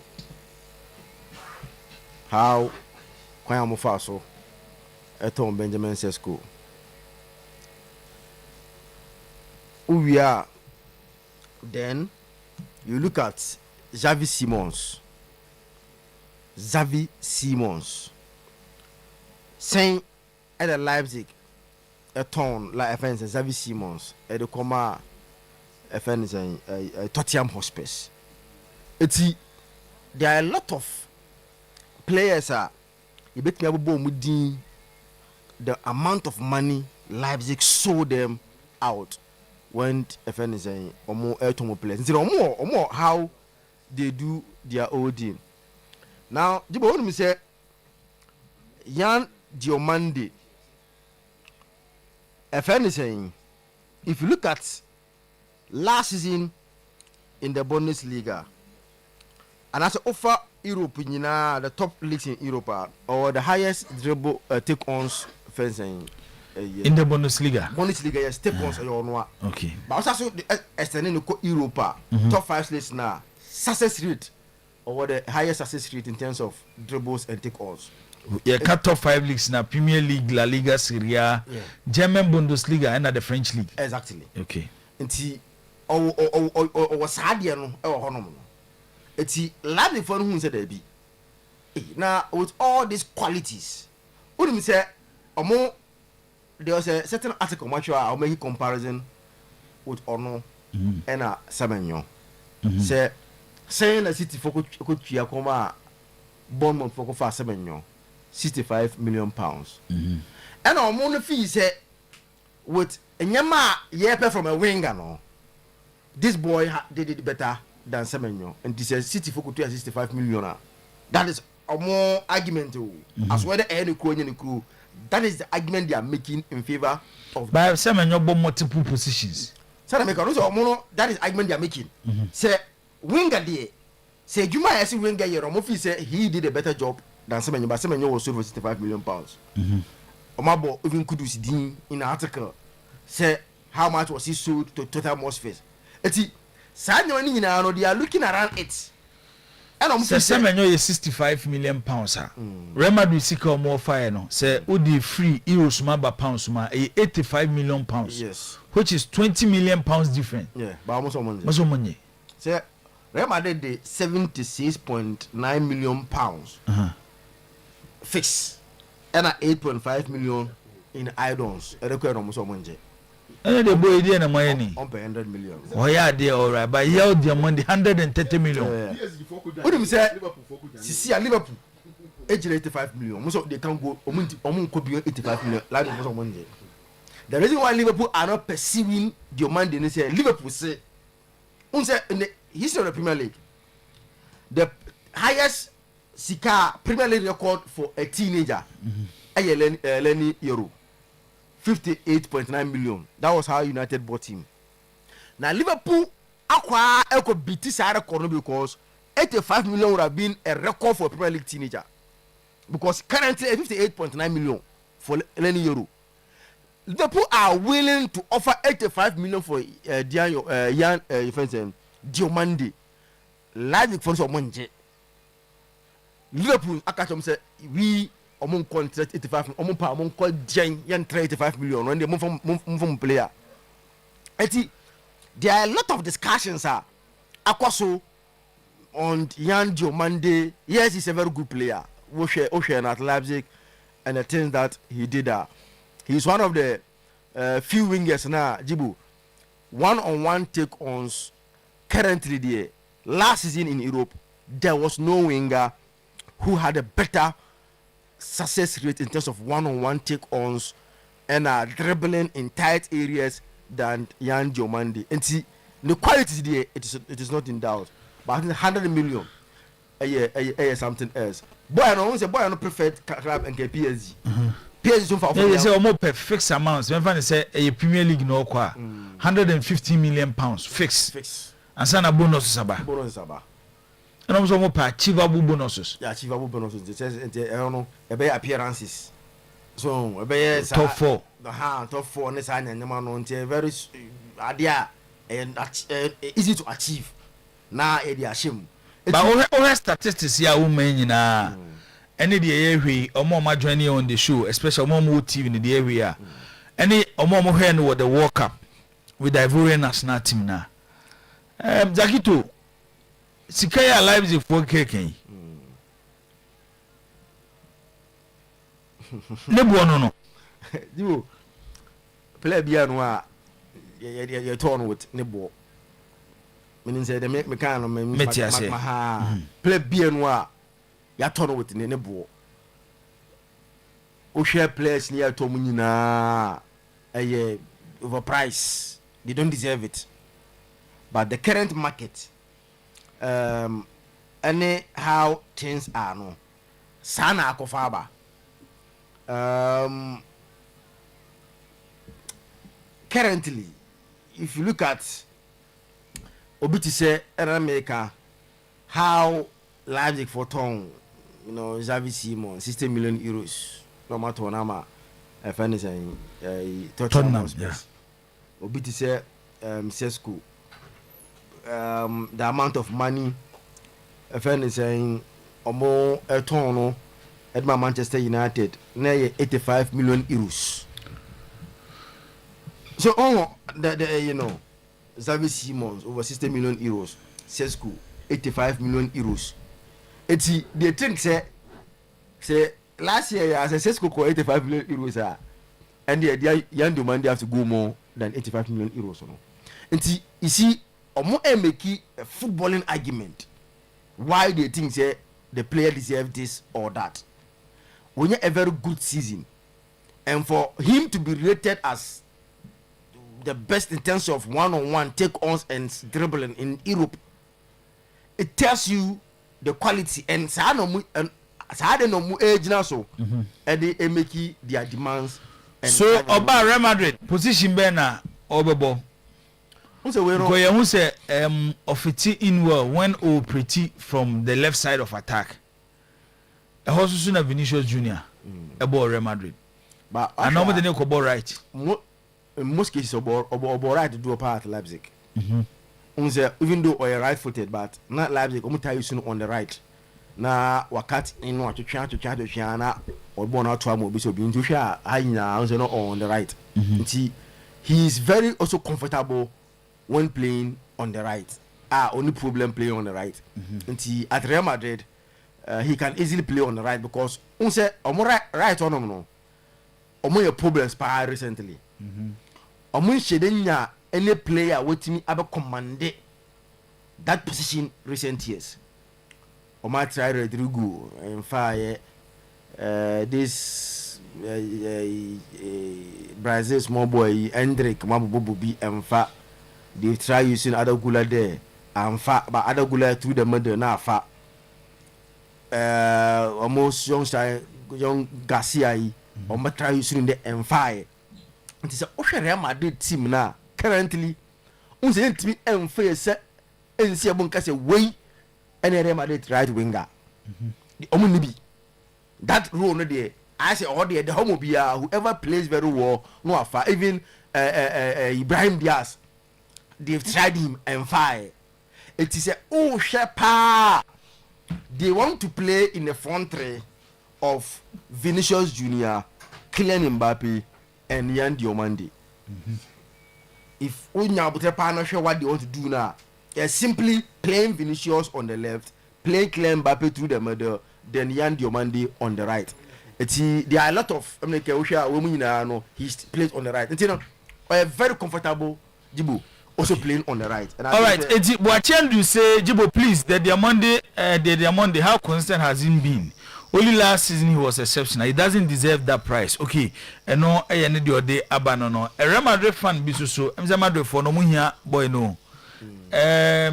Or say Madrid 2026, 2027. Based on Bacho say, ubet me the lineup no the abana to screen so the Amaya. Or say with this lineup, Real Madrid will conquer Europe, Spain, and the whole world. Nti Mourinho say Mourinho dasro. Visa rewe nusu na fatu so mame sisi Mourinho dasro kama and the table courtois we know Madrid supporter and send Bremen no say Madrid first 11 here table courtois goalkeeper right back Dumfries Cucurella left back Rudiger ne Konate Rodri Bellingham Valverde Vinicius Mbappe Yao Diamondi. Like you to Madrid for some first 11 you. I'm so more Apollo 16. We got teams special my brain. Teams special. Now here center backs now. Konate no Rudiger. Na so one the best at it. One the best at it. We do wake up body I say no problem. Na say Real Madrid they almost say one the best at it. No so clearly she said the until money Osha they are trying to improve that area now. But so we hear omu players omu ya. So Ubia fit, Ubia available. Mourinho definitely be boku Konate no Rudiger. One of ahead of me no. No. What the why mama be? Bin Hoysen. O say last year ni Hoysen come some pam. Last year better than anything. Rudiger, the Hoysen no. But so we hear all players in the fit into Mourinho style. Rudiger. Yes, I'm the India. Mourinho wants these players, but they are not in their form. Who's a lineup with Conquer Spain? We center backs and all that. We center backs and all the teams. You would be Kujina, Rudiger, Konate, Kujina, Basa Moinima. Maybe you know what you bear 5. The 2 center backs, their current form, and yet the middle, Rodri, fine, about control games now more. Valverde and Bellingham, more energy and more complementary Rodri. Anyone idea, even without your Monday, it's already team Biano or South Madrid anymore, or punish team Bia until your Monday become a problem. But the reason why they have problem left back no problem, right back no problem, but central defender there's a problem. But I think and you're bad for your money the current transfer market now. The 107 akotomo for that. Elliot Anderson, defensive midfielder. You see, like for Roma smart. The 160 million akoto defensive midfielder and Chebia Premier League. and we a winger giving you productive like attacking element in or the mount. And yema unye from a winger. Say onye from a game beyond demand the mount. And yes, I say once is that be unless once is better or dinya 160 million no. Football there, you transfer there about what onye cheyo. What you've done immediately. And you the okay. So what I say. Because Elton Nelson, no mechanic, not a bench player at Newcastle United. Because of Tonali, a Bruno Guimaraes Muntino. Not only be more. A new boy point Newcastle was young boy be a academy boy be a or a slinger be Dino offered Menkai but Mekai Dino.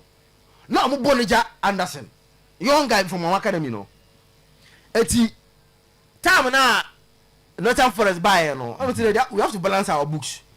And then you only also over playing time. So when you only one productive season, I got him 160 million. Until born out demand the boy, no. Last thing say he deserves that money. Young anyway for our next one. We also freestyling or say Madrid will buy him and swap him for Olise next summer because Bayern need their Monday too. No no so there our day aba no I mean share SMS kakra ewa ha or say hi Mr. There from him I want Liverpool transfer targets for 2026-2027 me say baba isa e de dodo na atu edwa we so eye hwan mo say Jalal more update from a himfa and na ope e de free. We also say Olise will come to Madrid at all costs. Okay, oh yes, sure. Hi, my name is Steven from Adadikrum, watching you guys live. Okay, Steven, here that say. Please, I'm Openyini Kwame. I'm from Apija. I want Kotoko sign is okay. Ebefia, Bafo wa Edihon ensem ebetu idwa. Zach, for last one na menko se obedo. Okay. Me combine bako but machem kakrebi. Rodri. Madre for no support some tone wi no. Also the contract be next summer. Yeah. Or the contract 2027 June na no contract about at Man City. City am no contract extension. So far the Onyanjin to Muse Obestende. Truth is that the boy wants to leave. The boy wants to play for Madrid next season.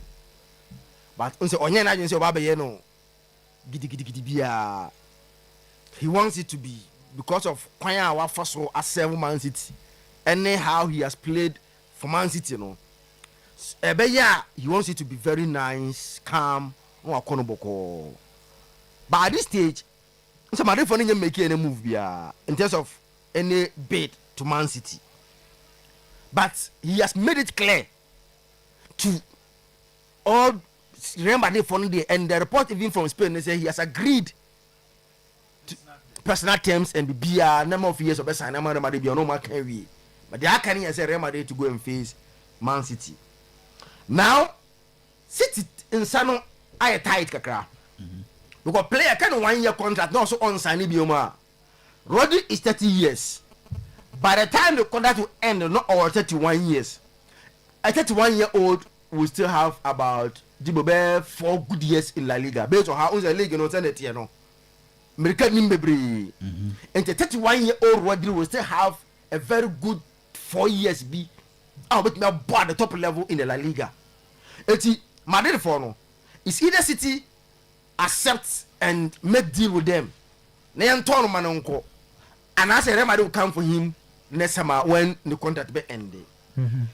Now it leads us to Enzo Maresca assembly. Now I'm very interested in it. How also there was discussion about Onwa can say managers one club more. Ayana who take over. Ayana a problem kakra. Now he doesn't want City to be like what Manchester United echo through it, you know. Now, Jibo, the managers baby I am not often like you face immediate decline. There are tactical confusion and circle of frequent sackings. Sadi means a way and affected teams are managers no or matter watch it. One, tactical confusion. Obianim how City played under Pep Guardiola. Maresca will not come and play directly like similar how Pep Guardiola was playing. So Umpio under Maresca, there'll be some tactical twist kakra. A friend say how City will line up and how they will play. And no, and then the tactical confusion. Jibo, say when Pep 10 years at Man City, there will be some loss of identity. And then they say he has built the team and the star for all these 10 years. And now you are coming to change that identity. Now Pep have built it for 10 years. You have problem because how players quickly adapt to that changes, any other problem in Yaba. But when you're similar to Pep, how many similarities? Enzo, Maresca. The ama me person me John Genie. We saw Ateta at Man City, and one or ten no. We've seen Ateta. We saw Maresca under Pep, and we saw Maresca at Chelsea. It's sometimes managers, Jibo, when they are under you, and it's ordinary one, I not believe I have to do what I understand of football and that. It's I not add things or better or be similar thing. Jibo, I not mostly, but at City they mostly they face this problem. Some managers now much and mostly they leave aging players. Because I'm a body team around trusted players be. And this is Man United faces a problem no. Who's Arsenal faces a problem with Arsene Wenger. David Moyes at Everton. When they stay there for a long time, who say almost some trusted soldiers be almost use some what they achieve. It's an end. They say you free team no more. Don't na watch it. And City will not face up even though more 2 key players 30 and above. In Rodri and Ruben Diaz. Meanwhile, these are key guys in the team. It's a hard to face a problem, no. Jibo, idea a real managers in a higher expectation. This is the biggest of all the problems. And then they say, Pep Guardiola what achieving pono? You see, one year the last season or Jibo Germany to 22. Yeah, domestic double. Yes. Yes, 1 year, but he won 2. These are managers who have won. Is it 6 or 7 in the last 10 years? Premier League, no? 6. Who share the number of Premier League trophies he's won at Man City, Champions League, number of FA Cups, number of Carabao Cups. Within that period, no, I had there has some new managers in this Jibo. Who started your board 3 matches, 4, 5. A Kwao could do 7. A Kwao could do 10. That is also you are fired. Okay. Until you go and check what happened to FNZ and David Moyes at Manchester United. Because of the standard as Ferguson as a Tintino.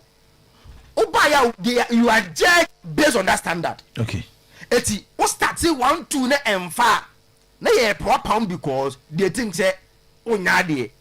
Eti most of the class managers ex no channel. Quick replacement there cause when go and check quick replacement for Manchester United when Ferguson left.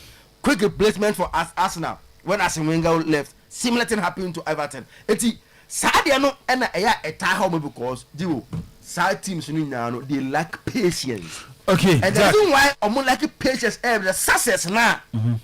They all kono. And the more no until movie say until Maresca City will judge him based on how Pep Guardiola what a team no. So they will be expecting quick success. Instant results. Yes. They will have patience for you say now everybody na some Maresca is not coming to rebuild City. The City team is already built. So you are coming in to give them what? Instant success. And they on Maresca. You bought 15 games, 20 games, now results in pressure will start because they've enjoyed success. Okay.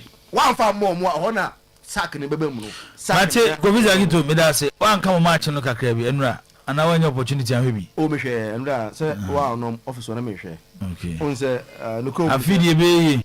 No say tibo me I mean I don't talk about offense Bibrisa like offense precision no. And a game that I am put much emphasis on. Okay, the season United e ko checkers for nya e show mu America. On by season start here another problem. But the take of the friend in here go now go na Zex share no. Yeah. Wow. But the Zex you know me name the problem because by now next at least with me anya some control kakrabi. He also born as a born or boss or mo. But he's a fine player. But me why I think say maybe he has to find a new environment if maybe Man United na M1 okay. When you another environment because ska go no share no. Meaning say visa betimi e da ko anima. Visa fa to so e my whilst e me messages everywhere and send my bass Uber so. I say I am a man born rich from Oda. Please, I want to know if Olise will come to Real Madrid. This is the goal. Okay. Go Naba. Okay, yeah, we go no. I know me here kakra. A Zexi time. This season and the time. Nti yeah, heard you also Edebeba. We say good morning. My name is Davido from Wenchi. If Madrid pair Rudiger and Konate, Barca will score them with 2-2. Okay, I know you need the hour day aba I don't know. Chiefman Difratunsu, I was saying, was it prudent for Mikel Arteta to let go Trossard this time? Which players are Arsenal signing to better out the team for the upcoming season? I wish Asante Kotoko all the best. Regards to Asanteman Kuka and Nana B. We a Chiefman there our day abanono. Elliot Anderson was sold because of PSR. And no, so yeah, when this message you about if Germany but one funny D and Kahun. Ashanti say Real Madrid will sell Vini if the Monday comes. Mark my words, Jibo. Okay, you better mark words not to. Said the old Canosa and the baby man. Listening to you inside Pig Farm from Accra, Kofi Ajiman. Black man or no, and this message we Eddie Abba. Mamini Kakra, MFM or Stephen Latte say I'm watching you live inside Adam Safe for Mena. Okay, yeah, that's a Starboy here from a half meme Starboy, yeah, that's a Keiko Rosin. Also message Ed Abba Ewaha. Kofi Richard Pepra or say I can't mix or a passport Saturday edition. Kofi yeah, that's say Anane Eddie Fikunsu Kojokrum or say watching you live. I welcome winger Christos Solis to the biggest club in London. Arsenal, the next signing is Bruno Guimaraes. Okay, on also the other Abanono. Adiza to Inusa. Okay, yeah, that's for your message. Edu Gaspar Isaac also message about Yensaka. Benji, Adi Finfancy Yensaka. Kwesivita say good morning, live from Italy. Okay, Che Peter Edase. Asare Prince Jibo, how much is this year's league price? Okay, you better want some neaka. Virgin Prince Eddie Frakrokeri Ewaha. Kennedy Tano say you people keep hyping this Diamondi guy, but what are his numbers? Just dribbles. He's asking the question. Kofi Fenty, okay, Kofi Yada say. Kofi Ajimai Black man already can't message, you know. Sarasuna Boachi Andrew Macan message, Nicole Crazy Macan. Anthony Yabua or say watching you from Belgium, watch him in the World Cup games against Germany. That day he didn't play well. Cry. We don't need him at Madrid, please. And the Madrid for near break so more air pen. Say Obed, Mamintiwe. We have a call Nyamiadum, we have a call. Into Kakana. Now, this is a company transfer. Now, sir. So the club will be ayere player be deal be mu pampe na se onye na adwen se deal no obejeje mu a na ejina de ne nan si so.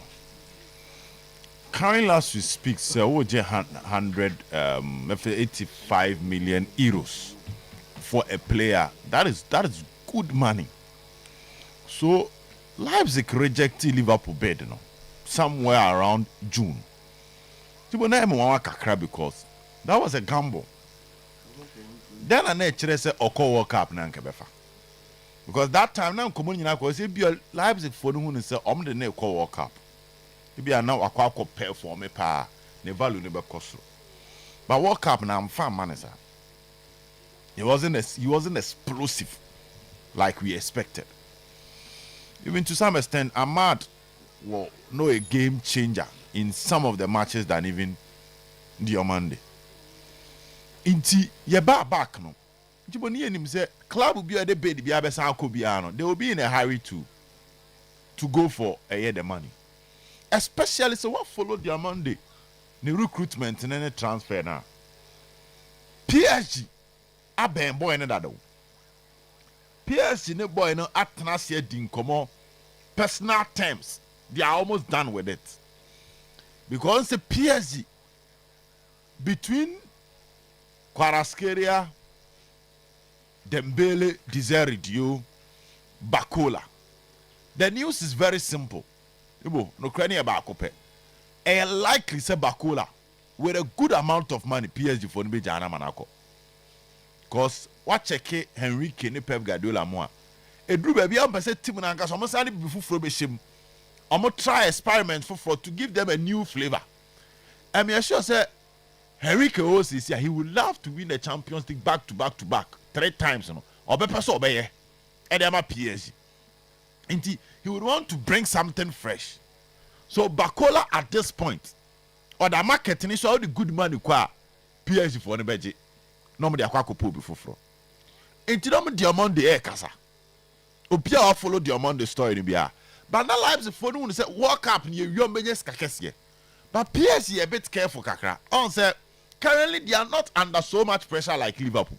Liverpool don't so much here left right wing at den.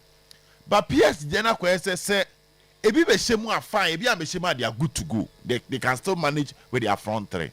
Inti no mo to choma na kakra.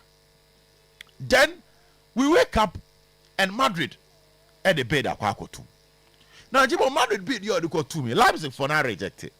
But from the Madrid point of view, there are about 3 things. Ajibo, me want to say a hidden factor in this particular bid. Number 1, Vinicius Junior exit. It is, I had to say, me who the American, I had to say a hidden secret to be a. I say, oh, doubt it, but anything can happen at any particular point in time. Vinicius under Rock Nation. Also, delay the contract extension. Now, the contract extension now delay. Jibo. No credit in any say Madrid for no. Jom there Ronaldo. Jom there Bill. There Rahul. Under this same Florentino Perez. Pepe be kokra on kai. Ramos I do baby watching on at a point now Ramos na nya contract extension up the call. When it comes to letting go big boys, Madrid actually say they can do anything at any particular point in time when you least expect.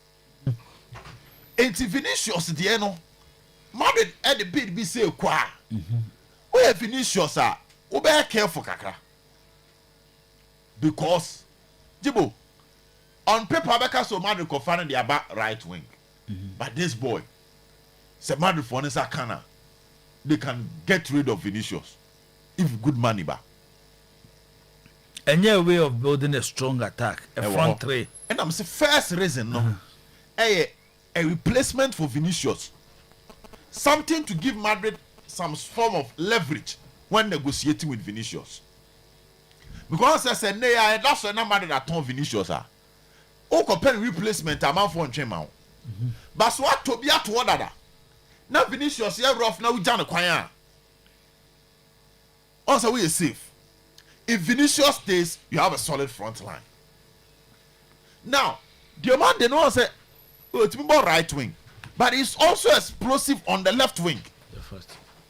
And with this boy, The tactical advantage is that if Vinicius is not around, not your Monday neighbor, the left winger, it means that the team now becomes a Kylian Mbappe team.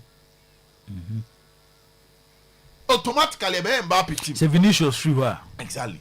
So as first option, a replacement for Vini, giving Madrid the leverage to now sit on the table with Vini, and also only Vini now the same agency. Yeah, ROC. Yes, though there are issues with Diomande agency, I think there's even a cast case. But they all fall under the same agency. Into one, getting him on board, creating that relationship with Vini's agency to negotiate for Vini's contract extension. Any one. And on the AJZ Diano. Yes. And even if Enona Far as backup for Vini, I told you my say we play football. So I started with Lukaku money at there. JZ. That's what business yet here. You divert your money to other ventures. Send your honey jigua. Enya gengraiwa. No music baby ba when. Inti na onse kurumaba big ubetwa player ade abesho obi ani. Big millionaires na. Omo sika ne nya one industry. Oh. Papa say papa. Ni sika nya one industry. Sana we ask na kwe. Entijibo. These are the two things. And the last one is, should Vini stay? Should Mbappe stay? Oh, sir, you will need a left winger, a right winger. Or more balance. Also no, the ambitions, and his desire to be on the score sheet, will not match the energy of Vinicius and Arantef and Kylian Mbappe. Did I say reasons, me answer? That is the third reason. Because Jibo so offered your man there.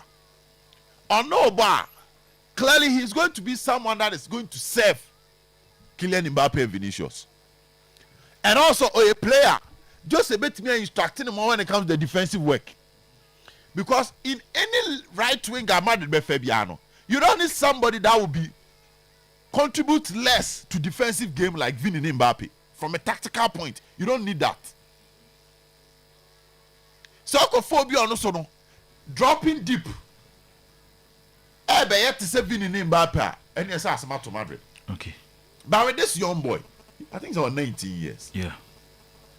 Just say cobra. It's a Mbappe Vini Nkwapo at the front three. No more you need angel anymore. No more yet. Omon chamber now. When him come one on the baba. Because he's young. He's not a superstar. So he being part of the front three will add a bit of balance. Okay. And also somebody here right winger. From these three angles, me personally, I was not surprised with Madrid bid. Alternative is that Oba na Vinia rough na Madrid ton Vinia. Even Madrid now have the space for Michael Olise. Na Mbappe team na no more yama no. Diomande did that left. Olise that right. Mbappe leading. Abe Mbappe team. So there are so many twists and turns with this particular bid. From the Leipzig point, I'm out for because I said they in Leipzig for no. Jibo, omu delay obi discover omu no. Fabrizio reporter say Manchester City and Arsenal echo Diamande home. So as we speak, from reliable source, City akoboy no, Liverpool akoboy no, Arsenal akoho, PSG akoho, and Madrid akoho. It's a club. Now just have 5 teams with some mobile player. Okay. Now the least amount of money will be added by around 100 million. You will definitely feel that there can be a bidding war. Because the demand was so. But if demand can you are and can you be our budget? But demand no. And when there is demand, wow turn, you now have power when it comes to negotiation. Okay. And that is why Ometuchomana say ever try said they will demand more from these clubs. It's interesting times ahead. Now this around say also Ebumukana the numbers no near day. This should tell the Barcelona fans or Mumpen for Karim Adeyemi, they were very smart. Very, very smart on the boys though. But comparing the two players, just in case say we have 5 years. Madrid inya Yao Diamondi. Barca so already enya Karim Adeyemi. Adeyemi sorry. Omumienu. And you sir. Is it Diomande of 5 years less. Younger than Adeyemi. Yeah. So a Hong Kong on the transfer market, you know the impact of age when it comes to footballers. Into a no man value no automatically from the age point, ebe fro kakra, edi a chain, Karim Adeyemi. Then you look at last season, which will be the major discarding point. Last season, Diomande had 13 goals. Karim Adeyemi had 7 goals in the Bundesliga. But in all competitions, and so 11. And Diomande had 10 assists. And you are looking at around 23 goal contribution for Diomande. Okay. And you're also looking at the demands around him. Also, Adeyemi the end to say a Philippa Bebremu. What was the time announcement nearby? No, you mean no more year. Then yet to say class be bracon. But also with the class be bracon. It's class be bad, dear one. Emma the old turn an upper hand. Again, Karim Adeyemi had 1 year left on his contract compared to Diomande. Also, it's age, kakra, performance, collective performance of Adeyemi the bro Diomande because also no consistent. Then the number Adeyemi ya change Diomande. Consistency. Oh, there be why change. For number of years or above board here. Say you more qualities from him. On the way, Adeyemi am about 3 seasons. Diomande be say 1 season. So now it's based on projections. Projections as in the end this season, you know. You only saw next season will be That is the conversation. But baby, I'm free banner said the number of years cracker play a contract so. Our impact, our club now all top player no negotiation power. Everyone said Diomande can 1 year contract. The way how do can 1 year and all 19 years. I am telling you say all the clubs are very relaxing. I'm making them so there Munjano. And NSC for me. Still on Madrid. It looks like Barcelona started getting worried. So I check here more winner. I'm going to say how they started. Anthony Gordon Park. Oh, now you use a bus at the bed that quack for Julian Alvarez. Now be Obasa baby Alvarez. Now Fei Alvarez the any 8 weeks. New whom any progressive negotiation or conversation between Alvarez and Barcelona. Though Karim Adeyemi aba, but as a Barca for who says still there are certain critical positions they need to address. For one, a partner for Paul Kubasi. Barca don't have a goalkeeping problem. A partner for Paul Kubasi. Barca for who say Kesaba. Number 2, Frankie de Jong injury means that either Barca will use Mark Bernard or they are going for an experienced figure. Well, last season, season, the Gerard Martin. Oh, they need to. I'm not pay Kubasi. They need to. The season is long. Gerard Martin, Paul Kubasi, excellent partnership. Something that is growing. But the truth near say, season what? All say, Baldi, April. So he'll be out for some time. Obeka so say Eric Garcia. Baba Safone ne mo kase Eric Garcia. Paul Kubasi, Gerard Martin. Okay. Why be him there? Dominto players. Exactly. So one centre back, matured one. Kohana have Bastoni, Ruben Diaz, Josco Vardio. Once a sal link ne buyer, is sending in Aquatia Koda. Meda say come to the middle. They want a player in the form of Rodri. Then a number 9. It has to support them with yes, 30 years, but I said you are married for any Bojano. Transfer window ne kwa good. So the point is, if Madrid complete the deal of Rodri, which they have an advantage because the number of years Aka Rodri, that's a Madrid the Rodri bar. I am telling you, say transfer market in Madrid on paper, I started a move on a different. Lavinga Boateng Mensah or say or your passports. I want your view on this. Is Dumfries better than Trent? Because it seems. Or have forgotten Trent when Madrid signed Dumfries. Okay. No, you say Mourinho never in Tiabehe, the Obeye Ewoho. Bernardo, I see the Monday is also under ROC National. Okay, that's Vinny2 is under the same management. Jay-Z is the next Jorge Mendes in sports. And no, Bernardo, on also there out there, Abba, and no. Yeah, Befie, na fear den komo ewufi e de abre. Danger man e di ka betit in the stories no. Afi the Euro stories nim na Danger man e de nyina aba. Said ye hye dwumadi na se ye ka e de kire wo no. Enkomo na ekoso na no suit me the message e ba 0241915555. Say SMS, WhatsApp and a voice note ni nyina no obetimi e de afa ho. Danger man. Boss, me da say. Me di Commonwealth Games and if you see Commonwealth Games. Yes. Say as I no mo open ceremony. Me say Ghana ye mrantie na ye mayo na mo koye no. Omo mimi omo batakari kama. Aba no mo nim na enhye da anya me fe. As music bi aka. This kasem no. No mo nim nya me fe. Enyan setup. Omo awon keka na e wo fom. To mo he no omo so to mo. Tino kasem no na ase. Is a World Cup scare minister. Antino. First can be because of 2 other years.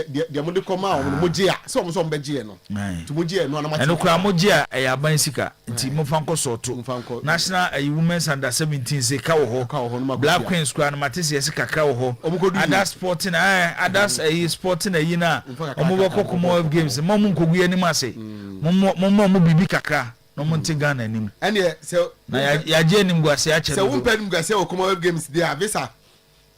Abdul Wahid Omar was beaten 5-0 by Patrice Mugazalai. Minim ni dini se metima boni ya. Ana Mugazai. Eno ye die mu. Boxing.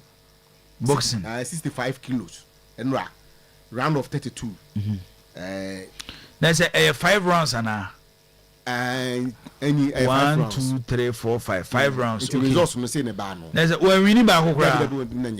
And Mugase pito. Yep. 3 rounds. 3 rounds. And say judges near 5. Okay. From what I'm seeing, ba ko fi US, ba ko fi Morocco. Nti omo nyina omo score me my round 1 no. The fi US no score 10-9. 10 for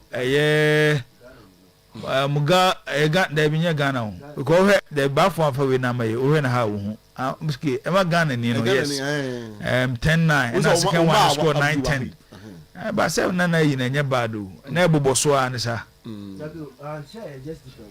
different one na eboboso ba bi na ye 2 na mo hwe the third round other judges ne o se na ye hwi na ze 9-10 etinye bibia ye hu bia sa round 2 ni na was 9-10 round 3 no na judge miensa score no 8-10 and mienu ye na 9-10 ti o hwa total no round 1 points no 28 as against 29 round 2 points near 26 as against 30 round 3 27 as against 30 round 4 26 as against 30 oh you close 26 30 24 oh baba for say we we na 29 the judge from USA score after 3 rounds no 28 for the Ghanaian 29 for offering England UK okay and the second one 26-30 27-30 26-30 26-30 into the biggest gap uja no crowd judges no 4 Ntinya wabune prepare na boss this gentleman here can say me 2014 o win medal 2022 oh come on ni na come on for win medal it is our the same competition na run the first fight the idea no nia on say he's a medal winner and na yakọ ye no pasam yanko ne so na nti no recent me nya video na amanye but enye hwe nanka yabono tell me one say mun person be jat me say yabono de yanko ye ni obi a we defending champion let's yakobo ni say ya first one patim mo say ya mo no nti eno so no boss Richard Olelekinson assigned 2 years. Now the new House of Folk Grippers trainer. Olele, I know what the pen CP person. Okay. Assigned. And this is officially on the on the technical team. No, you me, ya speculative the new technical team of House of Folk. But mon confirm. Ba we dey or a public team dey say Boaka say and now we lead in is assign 2 years or back as the goalkeeper's trainer. Okay. Anti ono nkra no ye hu no problem ho a woni nam ho no mo. Woni nam ho no mo a or ye ni ade. Na boss. Meba other way no na tie sa asem we mame. Se obed me Zach Mr. Mo kakra. Kotoko will start getting busy at the market from next week. Kotoko will start getting busy. Say you started you be a transfer we don't say one share anti Kotoko we say there is a linky player away and I say yes what to wait and on my way no my way. Now anyway after Eric Tinkler ended his player assessment. Na boss patro tie sasim we ha na me nya Zach ne pesa ade no pa. Information ya picking say Tinker is not happy with the materials at hand. Play materials now a work to see no. They don't meet the cut. They don't meet the standard now pedo. Or say omunye players they should be playing for a big club. The magnitude of Kotoko no. So show omu modern ball no or na boss asema me tie ya me dey players ni nyina na sebi. Na se players say do a nyina. Say do na say boss say wunya. Say majority carry the vote. Oh there be ba say wuyi yi mu dey nya sa na e ka no. E say bi mu wo ho a. Otimi ka say bi a asumasi wo bento omu dey omu nka. Boss e normal ni nye o. You say o start say omu mbo 442 anfa. Omunti 442 na say. Players no does not understand the formation 442. What's the idea, Senac? So from 442 information. I want to 442. Yes, so 442 and Ghana how see structure no. That was Ghana 442 formation. Ghana players in there. Now that coach is no no money system. And no shift call 433. How the not say any omunyo enye. And also okay. And or try 451. Boss and no can and the players no. And they can the assemble back. 451 then nya so no so believe in counter attack kakra. So how na say especially bia wako the BBC no. Now he the BB phone ni abre na. No abo chire phone no bon fifiri no wayire fifiri pampi no wajira ba ko jira so no mo a bia kwa Poku bi say ya. Da je nya na ka transition no. The Zach friend turnover no. Na turn quick na kai akofa gu aba. And so ntiase nya adwuma. Enti our own Eric Tinkler is disappointed in the materials at hand. Pay information I picking up. And no Ebi. Boss, okay, be a man do no ntade na se wo so se bi no. 421 so anyi. Ka se ebi do na boss. Ya boka do na ade. Ebi no wo kwesa na akwesa bi amenu miensa bi o ade no so wo mo ntia do so. Enti Jesus Zach boy wo ho. Information here dey picking say ama anhwe ya Kotoko betiesi marketing ti say we a Premier League player so player mo ye amana ne for no so ebiana eno so e giga because senior keka ko no de enye sa de a boss de yet ne say Tinkler besesa ni training regime no afane kwan bi so obetimi apiki we mu ama sila no obetimi aba beti ase enti ama de wa year from preseason starting week you and last week is that last week 2 weeks ni na ya edwuma hu the way 2 weeks ni ya edwuma hu okay onya 1 week until I started this week okay chef man say hey danger man boy Kwame Boateng Obrempong or say danger man this is not true we all go to the training grounds and also who dey so mu nyina ko bi and I into who dey to no so fa ne dey mlai say we dey na adwuma yabum me so me ne na ye Roxon or say let Harry prove his source. Preseason started this week. So how have they moved straight to formations playing? And a preseason formation count. And a preseason no in Tiasen is saying. Nya how you check tactics in formation strategy in Tiasen man. Yonko yenim. But the preseason yeah market say pa ye ko yese na be coach ni beti sa no man ase no. Mame nko Morocco mra. Mpacho kobra. Na yene yenuaba Elinda Kusheka any enkomo from Morocco minim say or Rabat and now Casablanca Equia too sweet. Equia too sweet and no AD enkomo Sheka Morocco to say o Casablanca and I say o Rabat. Okay, Edika no boss you bet ya TF nyina na ya TF akoma. Sisi am no ka say die Sheka e wo Casablanca sisi. Okay, Casablanca na wo sisi. Okay, nti ma mo busa se Sheka we no Casablanca. Encho beba ontwa nsuo no nko Spain. Nti yedikan abom kae. 2026 Women's African Cup of Nations. What say? Everyone me call baby e kodi di ya nti na me bisa obi sa won kyerem baby ensuo ne daro na me ka common ni takakransa. Yo ya. Ame hese metime nya akukudu afa so a. Enre ya nkofo bi fa so ma mu boat no eyi omu nyina atuntu. 2026 Women's African Cup of Nations shase say nyambo cha na shase. Me pa trying. Okay, and Ghana ye boy in first match on Wednesday against Cape Verde. On Wednesday. Okay. Yeah. Nti Emaso Blasters no. Omo ye former Black Queens. Meboa. Okay. Yeah. Sheka boy mu e hot say na preparations echo ahead of your first game ye bebo against Cape Verde.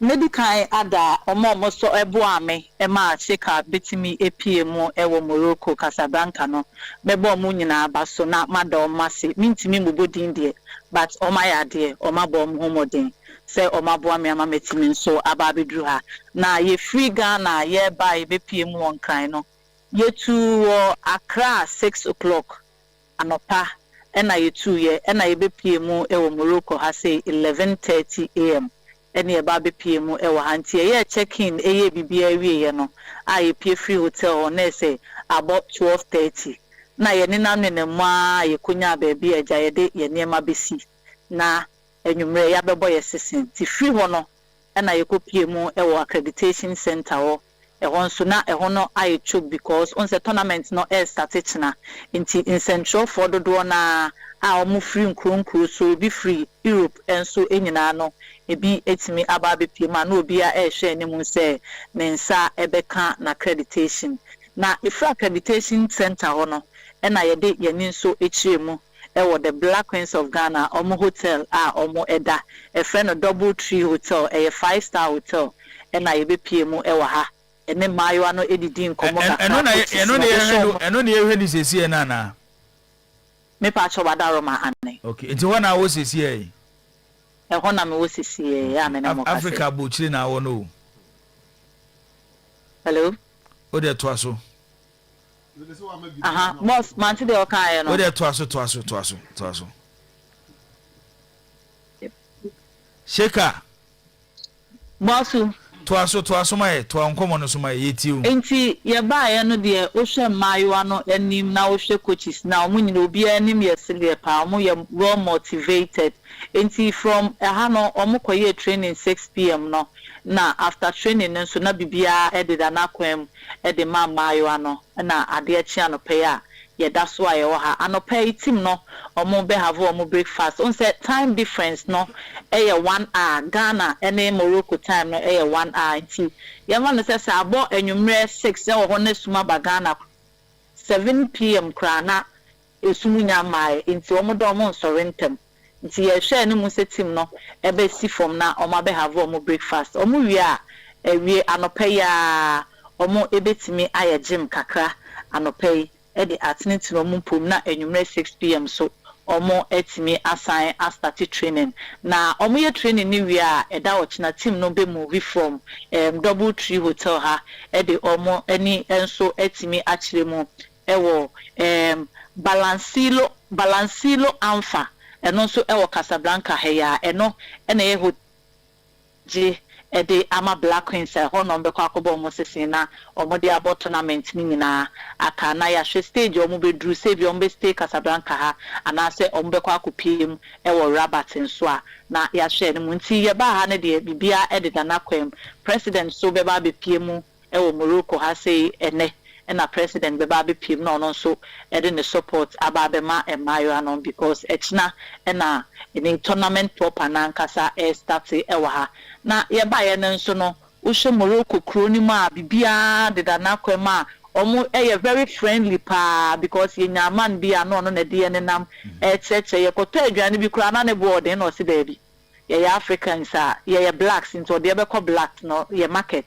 e ho na ya to de ye pe e no ene de e ya na it's not e from ti ye ba ha ne de bibia e okay e mayo ano omo o show many more determination no e was so betimi akomanim e wo tournament e ba abekoso no nti ahade and reports bi ba say ye say ka former oman bia kwanya say ode 26 players na obesa metiba Ghana de 25 na koye minim say uduru osanetia sanetie but membisa mo asem se sesia no omo besa free obi e de aba be ka ho ana se ombe maintain 25 players na nkasa bia. Oh, okay. Shega yeda se afenu akwakodu nti tournament nso china na e sha ase ukwada na Ghana yebo ye first game against Cape Verde.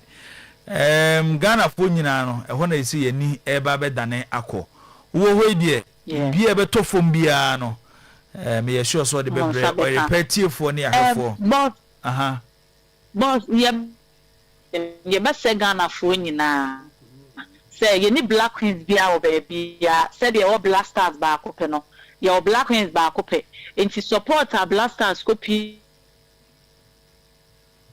not supporting Black Stars no ye be say omo fa support no and fan supporting Black Queens na Black Queens for no so e decide say enya ade a omo bebu Ghana animase ombe ma se ne serie no enso etimi ato omakoma so abro ma bepiem e wo tournament nti ye say omo supporting Black Queens no na omo wevu Ghana flag no na bibia entoto na akwem emfa emamayo no. Okay, Elinda Kun Sheka ebedase from Casablanca, Morocco. And one my report on a African Women's Cup of Nations Cup of Nations nyame ya aduma ochina ewo Morocco and odo honsem atu edwa eno no danger boss to asoma me na ye na sinafi abedwafo so mrem ha emu tel na enti mawie India no kotokode no but mame nko machi kakra na memfa we mremu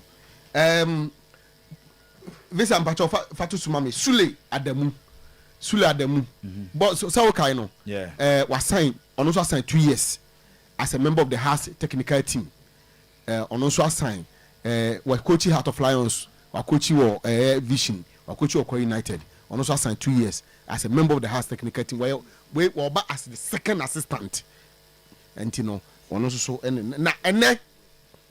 me gidi say e bia fi sabre mu ko bia na afi ase Dr. Prince Pambu your own Dr. Prince Pambu starting medicals at the House of players no e will be mine enti ahead of Monday preseason no send your best starting team number say me clear all the House of stories no e we say medical aye think like there no say information me picking say when you too comfortable materials at hand e wokotoko no or say almost standard no meet requirement na all pay no amount for the home say be brabo so almost saying Kwame Osei Sapon say which game did the team play that the coach varied his status for Harry to see?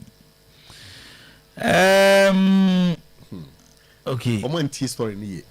Story ni say. See a preseason omo ye. Preseason no, e ho ne kire tactical variations na omo kan no. Football mu de game no de wo kokra na wo opponent dia wo de ba no. E na ma ye yi. Na ye ni nyina wo ho and the coach is deploying all this. The players will have to respond to all this tactical disposition, you know. And information me picking say players no response to it, no coach ninja happy with it. Nti omu nya bote no muntie ni yi. Okay. Na mo for free camera ba to monka. So omu de na inu say omu mtimi meet card no. Inu say asam. No omu ko. Say na say eso omu ko. Me ti say. Ba say no omu ye training no. It's say na me be can say we say I say there's the opportunity to give them a second chance to see so meet maybe an idea omunya nkoye no e bia omo so still answer they will still have to be near the identity. Okay. Danger. Boss. Unye. Okay. Okay. Mama say because I say on you happy on tiasie. I say honestly, I don't have a given reason for my sacking. Kwaya, I say kwaya. Ubianka bibi papa bi ankyere no. Denti a ye yi nadi. Nti minim se bia se voice no say yes ade ane. Okay, some baba your voice mo djuma e dey amaye. Na che say. Kofi Asamoah Boateng or say Danger Man will always get you the exclusive stories you will never hear anywhere. Yes, me no adwin. Me no adwin. Nti eno na me ba nkwa da be dika kada da wo se be 50 players mpo ena no so o ma frefre no a o ma ka che ne se coach ye de na ka ta wachi na penifo na efifo na na yi say yes yes so ne ket ntema say you what why oto ado yes they are not in talking terms so mo ebufu kakraba. Okay, yati yemre na emebibi eye ensemo ade egu no me Carlos Cruz dey my candidate I say okay bia next week mo be sign na medical ka say NCC for no so on person mo shia house management ne board no mo nchi mo clear direction be mo di team make okay because as mo hu no ma mu ye no ma ebisi ba sakakra de ama wo mo.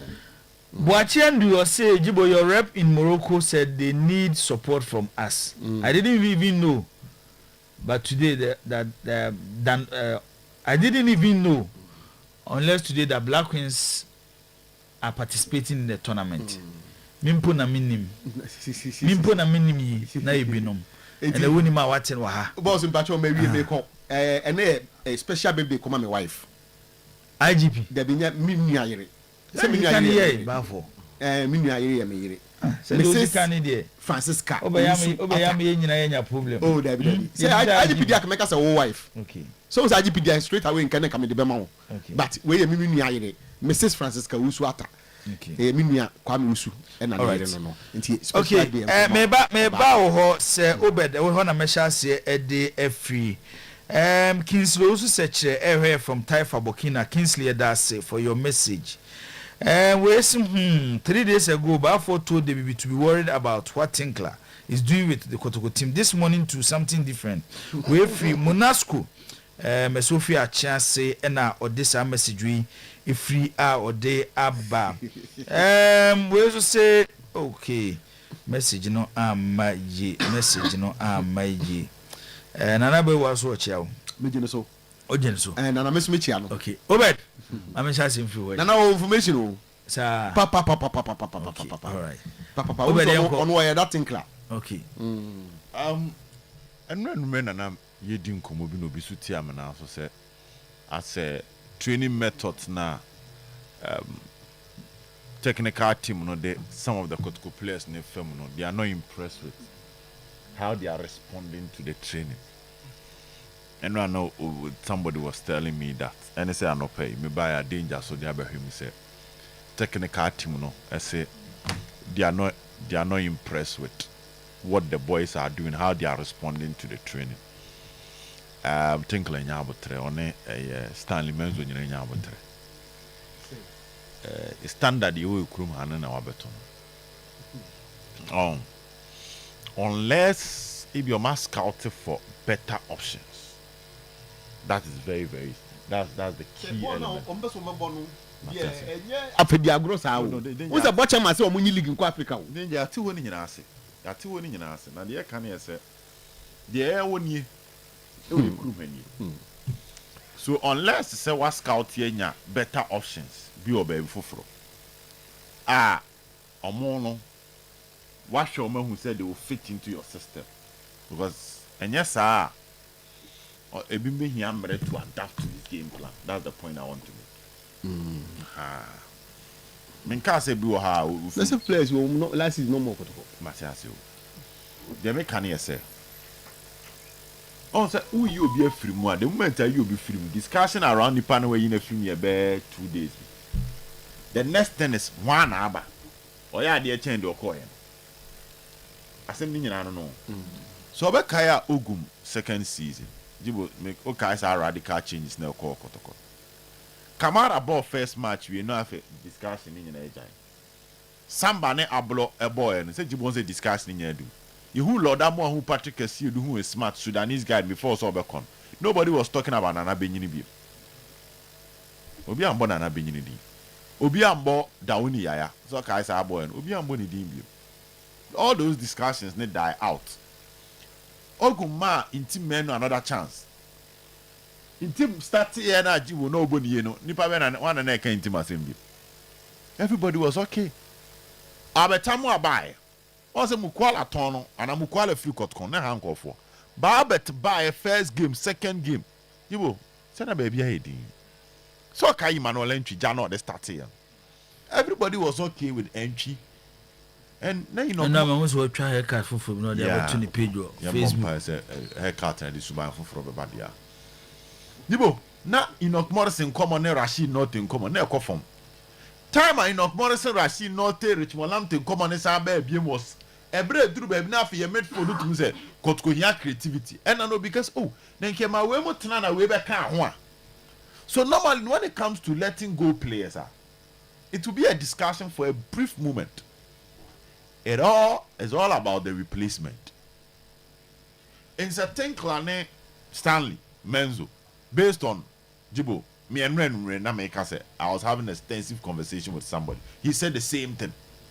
Someone to my pencil some of the names on no problem.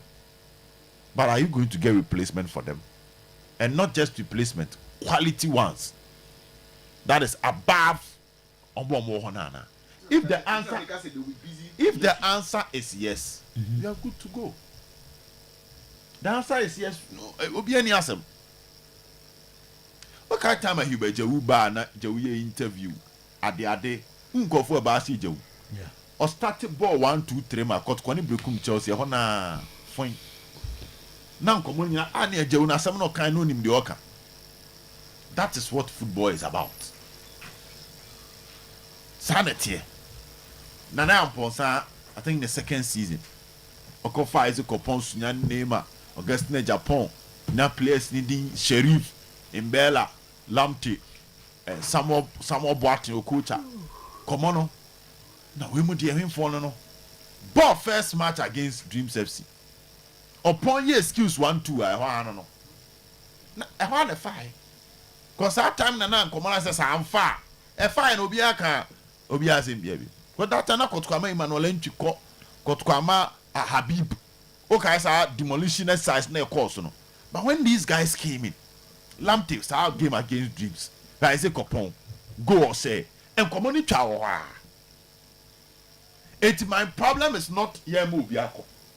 Team dear, you rather officer Kufuma Boko Toko. Say Lord of Pokuntima Boko. Obiba Babu Biako. The Obeban here.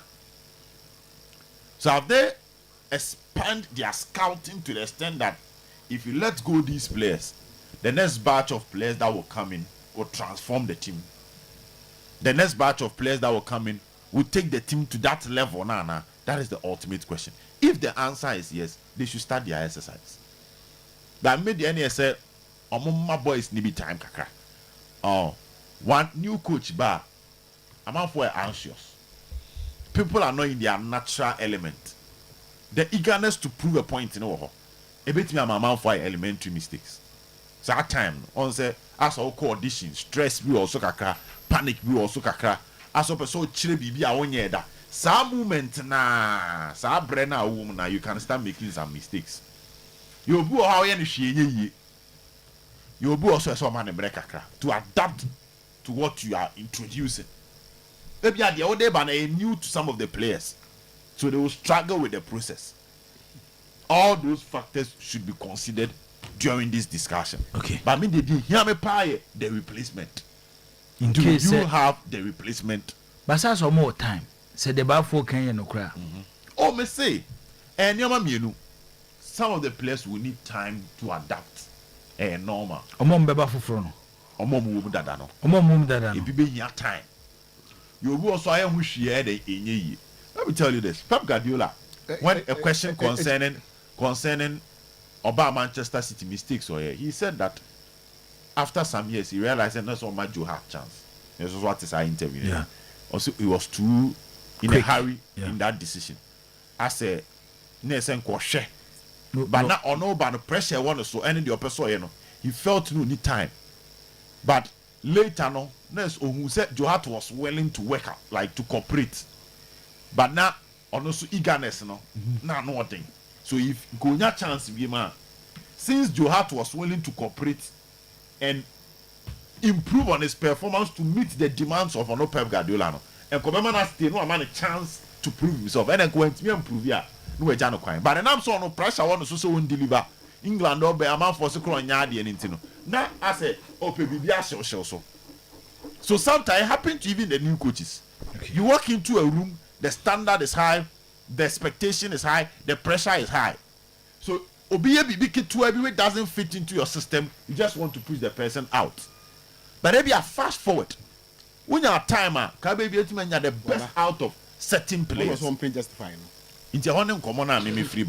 my member way and to us Kwaku Bright the message be about saying Jibo, let's be honest.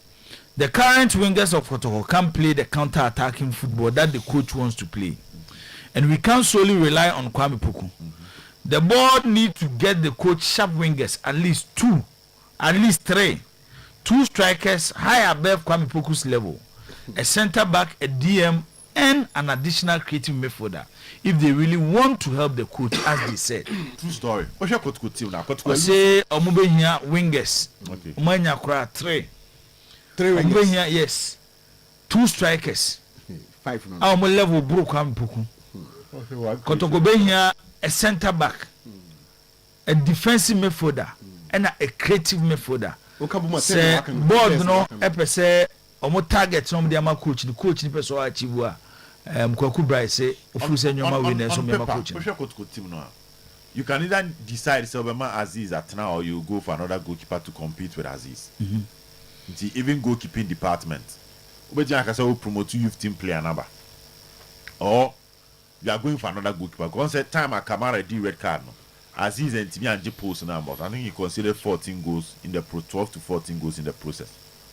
So the goalkeeping department and no cry one position. Center back we lose Ansu, we lose Samba, we lose Ablo in the middle of the season. That's 3 center backs gone. You can decide at least 2 2. Aka Zakaria and Hamzata. So the 2 become 1. You can push one of the youth team players. I can now have 5 center backs to start the season. So center back clearly got Kunyabi. Oh, I think 2 should be okay. 2. Yes, 2. Okay, say 2 with 1 Ansuni Samba. So 2 with 1 having the ability to even play as a right back. Because right back Beka Kote and the youth team player Abu Adams. Okay, you be using no more matches because Lodamo and ACL. So center backs we need 2. Now you back with me but as a right back in case of challenges because so we check here left back got any problem. Francis Akwa, Patrick Esiru, Joseph Amwa 3. We are good to go. Now defensive midfield no. What for Prince Bed who are double. Who are Lawson. And a Solomon Sa as we feel Koaba last season Sa almost 27 matches. And to set a player bar Yibo Bedu Adabo Lawson Sa 4. I think just for the league, African can because then Kotoko will have to come back to you and promote 2 youth team players. But if you want to promote them, we'll be able to Division 1. About almost 21 to 27 matches. Jibo, send here or sign a wow there. So you need to give me the chance. So for the defensive midfield, I don't really side with them. Attacking midfield, Jau, Baba Ayako, Walid around. It depends whether the technical team is impressed with Walid. Could you say Tepra? Oh, and now you don't know the situation of Emmanuel Enchi. Perfectly, I agree with him. Kotkonya an 8 that can also function as a 10. It was system, no? A typical creative midfielder. The 8 that can also play as a 10. That's a central midfielder, and another creative midfielder with the ability to score. Into your also on number 10 for say Jude Bellingham or 10 no more bono. Otimi go ni bi ma because they say go say no. You don't have to depend on just your striker. The original striker na chine so Otimi bo asego midfield omunya 2 should be okay. Now the wingers, I don't think Inusa will stay. Jibo Inusa. Yes, I don't think he will stay. Since the last season, no. Yes, but I don't think he will stay. there's something. What do we create discussion? Something, baby. Oh, say and for radio at this point. And they offer biaba. And I'm saying and for radio at this point until they year be. And football in a year a bit. Not a footballing issue, but and for radio at this point because of discussions, also. But from where I sit, I don't think Yunusa will stay. Yes. Peter Ko. So on that score sheet, when you see 2 wingers that. Yunusa is still a Kotoko player. I mean, Kotoko player. I can't 2 years contract, but I don't think he will stay. Okay. It's on well 2. Peter Yunusa gone. Now, I'll be Sheba from back to training. Okay. Johnson, be season no time Hamza started you soon no Onyenya goes me. As to whether the technical team will like him to even give him a chance, another story. Saka Dauda yet to blow into Memetway, got called left wing and right wing. They need players. They need starters. So even if Johnson is staying, he acts as a backup. Even if Saka is staying, he acts as a backup. Then the striker. Albertamwa not around. Dogo Yakubu, means a technical team now here, no way impressed there. At the same time, Morfin Donzu, Kwame Poku, Isaac Minta. They need one. Inti 2 wingers. The Wabobo boy they say he can go 12 players. They will do 12. 1 goalkeeper, 2 centre backs, 3. 1 central midfielder, 4. 1 number 10. Typical 5. Number 10 that can score 5. 2 wingers, 7. 1 striker, 8. and 1. Inti Because on paper, 8 players. On paper, opportunities is here. And based on Kotoko team now, team now, that means the Uche there's a players in be free move. No, if positions here are making a many can free move that. Go to Kamara free now replace one. Kamara ko. And Kamara ko. So let's say we are replacing Kamara. It me tell the work here. That means omo montana. Now emphasize our positions here can make omo. Which are upgrades of these ones. Okay. If you had mean for someone to understand Kamara ko. So goalkeeper replaces Kamara. Somebody Ansuko. And a Lord Amoenya ACO. Until I'm saying they should go for 2 centre backs where 1 can play as a right back in difficult times. Tubenya Hamzata, Zakaria, and the 2 centre backs. Defensive midfield, the Jibon said they shouldn't touch it because I feel they have about 4 players. Okay. Now central midfield, we know the situation of Emmanuel Entry and Baba Yaya. Entry stay in Nisro, Yaya Ekodada. So get 1 central midfielder. Get 1 central midfielder and get 1 number 10. I will go say. Sir, about the shame for Entry Yaya. Now I'm saying Nusabeko. And a Peter Akako. So just replacing those 2. And now Abetamuako. He was your best striker last season. Okay. Oko, you need another striker. Right. It's our positions we no crane nya omo where I pamu biu. Where the omo kono. I am formation because Kabara was a starter. Ansu was a starter. This guy Samba was a starter. Peter Akwa not a starter. Abetamu not a starter. Inti anu kwa 5 starters I will lose omo. Okay. Inti I don't think it's say obe beyond Mamenko Alasan Said Zakito na ono so mfa ne de emra abaza kwaba bibia boko de eni je nim areho nko a so ye demonstrate omo ye wani nyi wa house tete o omo ye justify obaka ko boom eni da so ni ho obe break the whole put my down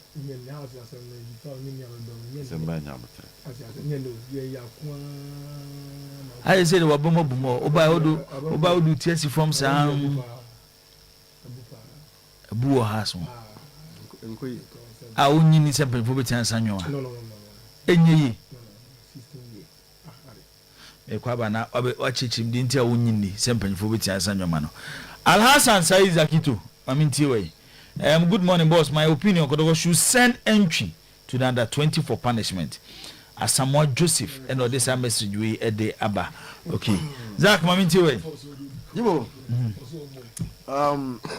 Unse team here say obebo and I say yes obebo as ball match and sana watch tactics. Most of them to and match situations no much tactics no. A boardroom now you draw how to Jana most of the time no I'm chair on the board I'm on the classroom no see in your bella my member we from na oben bacho hwade ma me na message we this is the 5th time amenya message we or say Asante Kotoko should not terminate the contract of Emmanuel Jemfi. They should deal with him again. Emmanuel Jemfi, sorry. Again, Elvis Chebafo is playing community gala with Inusa Adams, and I have not reported to the team camp since preseason started. Maybe I house story, man. It's true. Elvis is more inter-community game. I don't contract as one. Debbie, and Inusa Sobo. Inusa dear no. Abosume somebody akotwa team na study to I know mobile community gala. Inusa MSc medicals, which there's more to in terms of the point. Okay, Zako the inti. Komobia, team ni ye training no. Komobia nya botre. Omo so bo Komobia, you see. Can any friend bo pa no? You see table. Inter community gala. Say bo pa. Highlanders. Bo pa. Highlanders. Bo pa. Akurim Park on. Bo pa. Ti the better me ko show mo no. Last week Sunday me share Elvis Bomma anyway say bisana the same tribe the same tribe because they say the same tribe nye side tribe but the same tribe kotukoli for nti me share kotukoli ne Wangara last week Sunday no mo je mo bo and then me obi okay there's any panasam no bebusa no it's true and Inusa Bomma Bulsa Bulsa for okay you know and they true our Island Park yanko ye ne say o chempo mo fine am say sedusa na mo awuche mu no free mu sem fine ye shom panatis gaw for show mo sem nti mo fima and then mo bo tell for e bia na tell for no dey na o ma mbo bi but they have been playing which I have seen them play which no correct yo nti say tactics no enim dey bia na German dey no ni bia dangerous. But truth is that anytime you are a park and you know sometimes your understanding of its crown will say process no theory aspect no crown.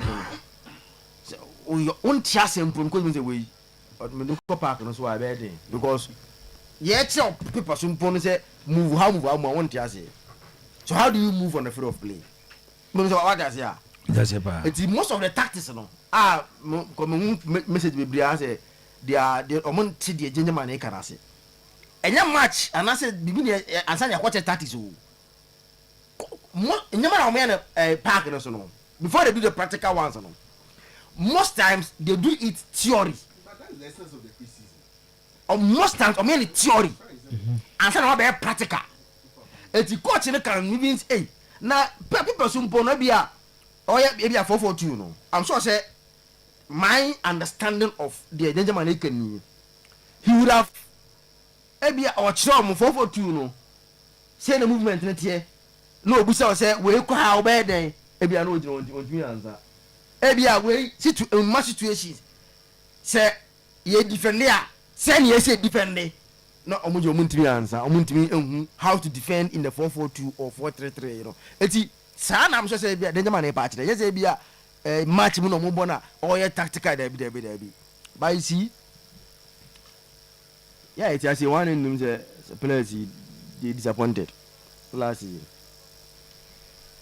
and disappointment no and yes say one system grow na say yaman coaches they use last season some of the coaches be yeah and I find sense so Zito coach Prince Hamza yes three coaches omunyina no ombo different systems o but amfa so if you want to understand Harris asem na waka no and so oba pick say ansem e no krepa even though say minimo ba say mo say asem we twemi hu na dey dance yana meboa no it for you to understand ba afo asem say e no krepa no Zito Hamza Prince coach boys you want me on system no omutim boy and for chromacy.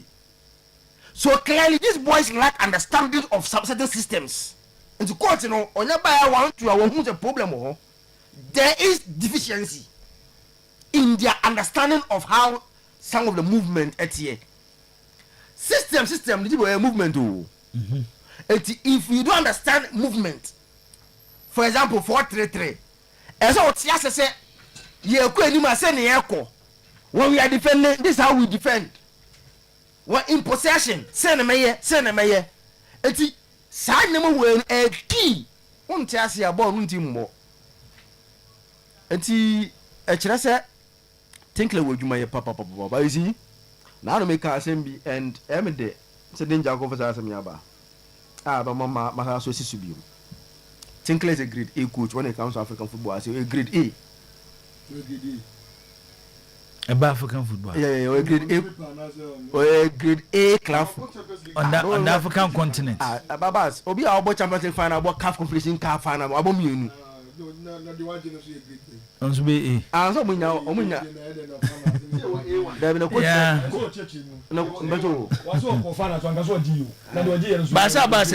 easy. Say Obabo Champions League final, no about Confederation Cup final. Enye is a bit too. But now guys watch. But when you there, and then the Roger and you grade way. A1. And I will A2. Sorry, Mr. As a bajo, Ateta and the Champions League or grade A. What is the result at the Champions League? What you there? And then about grade A. He's a great A coach when it comes to club football on African continent. Okay. But for grade A coach, you know, woman grade D, E players are emfa. You see, I have come say no football no, and yet damn you.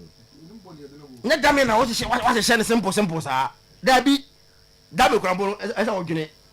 So we shot in you know, Eugene, what me set a trap. Do eti se umo obi o di grade A coach ba na wa man at least impo de man de o de man B o de wa man kra man grade B players na on fa nim india no emo mo mbra soro ba jibo se o ko fa sa coach yi ba na ye grade E grade F grade G grade I players are emfa ejuma hu se ejuna obe nyina no mfaso bi enfrede enfri so emba at this stage me no make assemble say and I will repeat it say team do a level no more infrastructure sometimes it affect anything resource and recruitment because can now mo di infrastructure mo no e be dey say o menye sense bebre say go to play bebre e dey aba Side of football, you do such a team infrastructure. Sometimes it affects recruitment. But maybe it's better to get young, talented players. Because you see, baby, I think you know, and our track record of improving and getting results with and like young players, not all maybe. If one make sure say kwako scout proper young talented player because baby I could go Jimmy Maka ebia no muntimi ko marketing koto players bebre like what Mediama are doing because Mediama no they are not doing any infrastructure they are prepared to go and play Africa ediana omunye infrastructure bia no omo chairman so a coach say onye league supporters here ni muso the league trophy be ma wo unse ti se opese wo G league obeye league G ho aka de unse I had a problem with board chairman time na now unveiling no I'm sure say maybe we are ready to do both infrastructure and also to spend on the team. Okay, and the side they have to let us see it now because we are not seeing it. Instead, they have to show working because preseason the way I started now. And so maybe the reason why I'm a post can say Sinclair might have decided to say my announcement we in some few minutes you be free TV so but you can join us on Facebook Oyerepa radio on YouTube Oyerepa radio obetimi so here on radio 100.7 whilst Eugene ne kosunti to us one Jibo baby I'm post can my careful with me say maybe coach no and I catch almost munya but so I say we mu no wi answer you understand obi so ahye so mo hu de obeye firim ohun de obeye firim wi a ansa no mo de bia ba and not forget our scout until the scout might have done the scouting near we mo nim say bia their players bia mo be on board from next week we see a lot of young guys joining the Kotoko training from next week. Sa boys na omo askaskat omo those that they scouted no un say omo they now let them after omo join the training no un say omo no scout na scout na we but they have to get first hand information about them e wo park na so eti from next week and about starting say they are boys now personally they scouted and they want to have first hand information about them no from next week you start seeing them at the training ground and there are those that omo aba ko pochi say bia we there or team when you hu ne yekofa na so aba okay eti I like the kwa mafaso the training model no kwa mafaso mo e hye kono okay for last one and I'm call Abbas in the German ho Kwame Boateng Obrempong the board chairman didn't tell the coach to win the league to win this year's league. He said win the league, no timeline. Well, I want to agree with him because it wasn't I should have my timeline definitely say coach na feel ya because the truth is that board chairman himself league way kotokogia a chance it will see no waji but they don't have the team to win the league yan kan okure okay and the bottom we are away they know so mo team yan ye afa na coach be team ni ye and the team ni ye no ogia otimi gia sa de let me see but me say prepare team so okoje league ba no akoje for last one and menen ya adwen say Sedu sana say why was extending the contract the Aduana. I have a problem menim Aduana how 1 year how like what kind of football is that say be a boy no on tiasia you see this is why sometimes you need football certain swag be do level be a say this na young player wa born 2 years ago back and forth sika unless do we be no born 10,000 a month they were not ready to rate 10,000 no mediama were ready to give him ama bibi we are not oko Jibu for you to if you agree to give him that money it shouldn't be 1 year tia sense any more than 1 year Jibu allow him to go do another project you see the risk you are paying a player 10,000 I'm sure say sign on fi bi babam bobo won akwaji bibi so it's as account 1 year na kire say Jibu after 1 year penal what are so aboka you are not getting anything unless ebia within that 1 year no na was managing my money to my turn so onko but yes sir just after 1 year you now come back to another negotiation that if you still want to maintain him mean that so what inasia okay eti minim Jibo this is adewe me hu bi da apart from Eduana me hu bi all over the world da okay yanko Jibo obi ma one example of the Eduana for aye ebi esi obebi da ebi si da hello Kwaku or say Jibo some corrections Tinkler is not the coach who played the Champions League final with Orlando Paris in 2013 it was Roger Disa. Tinkler came after that season and he played in the Confederation Cup final. He has never played the Champions League final. Let's put that on record. Minisoba checking also at the Amamia.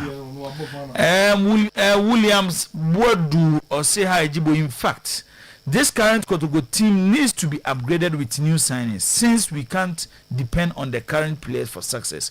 Watching you live from Clapham Park, London. And Odi Afri. Jack, what are you?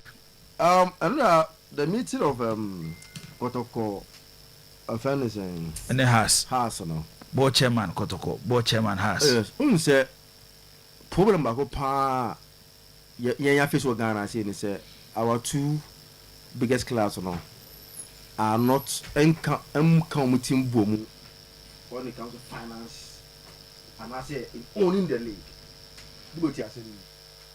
Oko man bia mo a your league, your teams are more national and international appeal.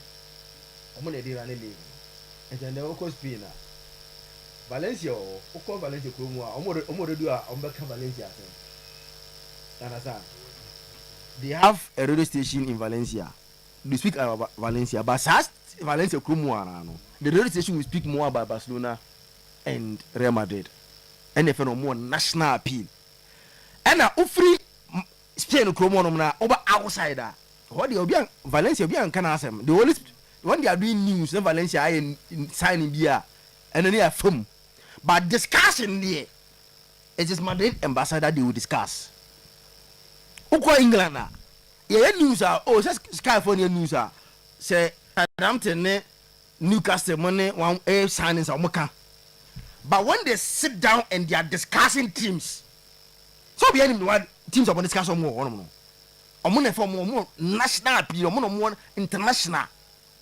Oba Ghana say Ajibu, Upu, Umpu.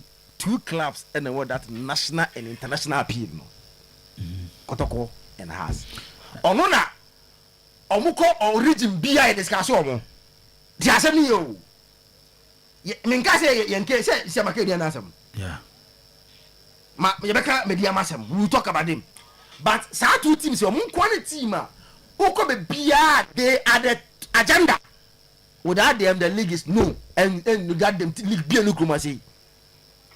But omo fi so omo rivalry no e say extend off the pitch o rivalry e go go park no so ma ko mo ntako park no so but omo fi park no so a mo ya ba ko na abase so wonti ase no baby and so na mo no ma ka chire no because se mo fi park no so dia mo ni rivalry bi am ko pesika e kai se pole asem ne bae no abase mo mpanyifo ni kotokofo achi na kotoko be mom say si form because of a maybe the atwam e wi e na mo na mo kotoko say si form no e wi e na mo na mo say si form jibo there kotoko ene has e beti ase say omo ntako no eye park no so nko a na omo free o na omo kabom epesika jibo league e besta e be league na jibo na ha asem kotoko e ka se mo anye bia bon yamwa se uye efe president a on be wo so kitikiti obepo okay but for first aba Eric Tinkler is a South African football manager and former player who previously served as head coach of Orlando Pirates from December 2014 to June 2016, leading the club to the CAF Champions League final. Coaching career at Orlando Pirates. Managed the Soweto Giants from December 2014 through June 2016. Key achievement. Guided the Orlando Pirates to the finals of the prestigious CAF Champions League in 2015. Nti enoso eyede ewo enono. Okay. Justice Amosa Yao Brains onoso edne de aba beto asema ye kenso. He was the assistant coach to the team that played the 2013 Champions League final.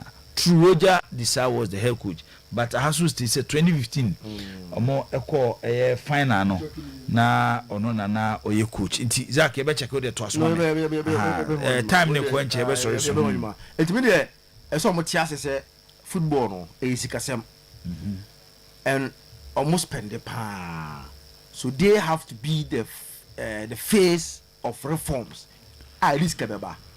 And ohia kwa first wa omo eka omo bone sa nyama ni nya na ajibo. Eso mo kabum. But the problem is that unse I am for the leaders are not the problem. Okay. I had the no. Because one, me has a fuki. Togo will not be the problem. But if we have a folk, now there's nobody say former MP.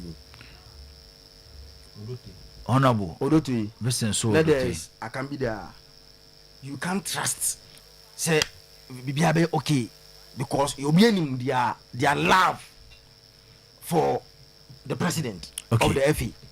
It's the ABI and that's what talk about. The board channel may not be the problem. But once ABI na their from what man. no be o no allegiance today but almost na spending tears all do nancy from and me say why Toby hasn't called those guys to order because talking stand may be different but be I can be stance okay so it is honor me feel say ya ni antretina football no class no be de bia me da say Zakito me babas any danger man so na yebeti am for voice note kakra ansa ma babas any danger man so formidable Basti at the free Croydon UK and the way aba I say good morning to you and the crew. I'm enjoying the show with the Kiss. Okay, I know what you am Eddie Amaya. Do go have Kiss jerseys? I might need some before the season starts. Okay, Justice Amosaya brings or say 2015 was the Confederation Cup, not the Champions League. And no, as you any day aba and no. Yentie amount for sema. Omokruche dia fa your WhatsApp. Amode ede abre. Samosi machine ede. Oh, sir, there be na o de yemfa. Ma me hwe Abbas na enwi. Ese afi na bebo na baako ebe che. O se ebe dey. Okay, o de yintie. This meeting program no awoye papa. E fe me Daniel Eddie. Ebe se me nwan ba ya na edu course no say me fra. Nipa was apparently ya na e te say mojimi peko ko na me say one day ebe fa. Mo boy juma no ye juma panso na ya kan say ya Chelsea asem de mo ta en kan bebe sa because of say ye team na jija and say Abramovich the entino ama enyama ensi so enti nyame so make me kan say football na mo ye no de mo ye ejuma papa enti mo ko so ana Monye Juma no. Yeah, good morning. Mun kanchre city new coach ni say ade a pepe ye no on so may ne de on be pepe o ana so may na mburo so ne so nim na so go cholu so a na so be ye hyepa mun kanchre nzo yo.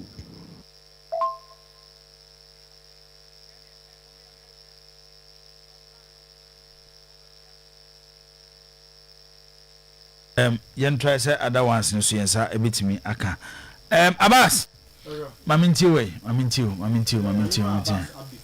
on fan to aso from us okay say ne be ya ye me san komachi na oye enti before a medical can only 2 years is done and then offense Sule so 2 years is done Boniface is also done one wintem intina man Canadian but Boniface is done into also so mo wie no afei de ni bossa kapa and saka ne ticket enti has the supporters in when nim from ebia fine ya ko ya o chene mu kopi Monday mu no because we say pre-season be starting Monday now also so wababedu information me pikinie o say me ka say by the end of the month debt no will be cleared. Banks processes are done and to make my culture say bia and also so samemo emusa mami because me sure say by now Rene bank and notify and say the sikano bibia is done okay akase efero ne FIFA ebe clear house off the ban next week house best start announce players Mati Dangerman Abbas eni gisema ba Bacho kasa gu microphone no. Ana ba dimi di. O de ene ba phone sisa. Ene ne sisa mama. Why? Okay, ene ba phone sisa. Na offering no numero no zo ki kwa ba tuma ba bi di mi andoma ye beba. Na we am ko ye no so no e boko na na no pa we pani pa. Utu has one am. Mo si pop ma so si wa e de che. Okay. Mo ka che personal.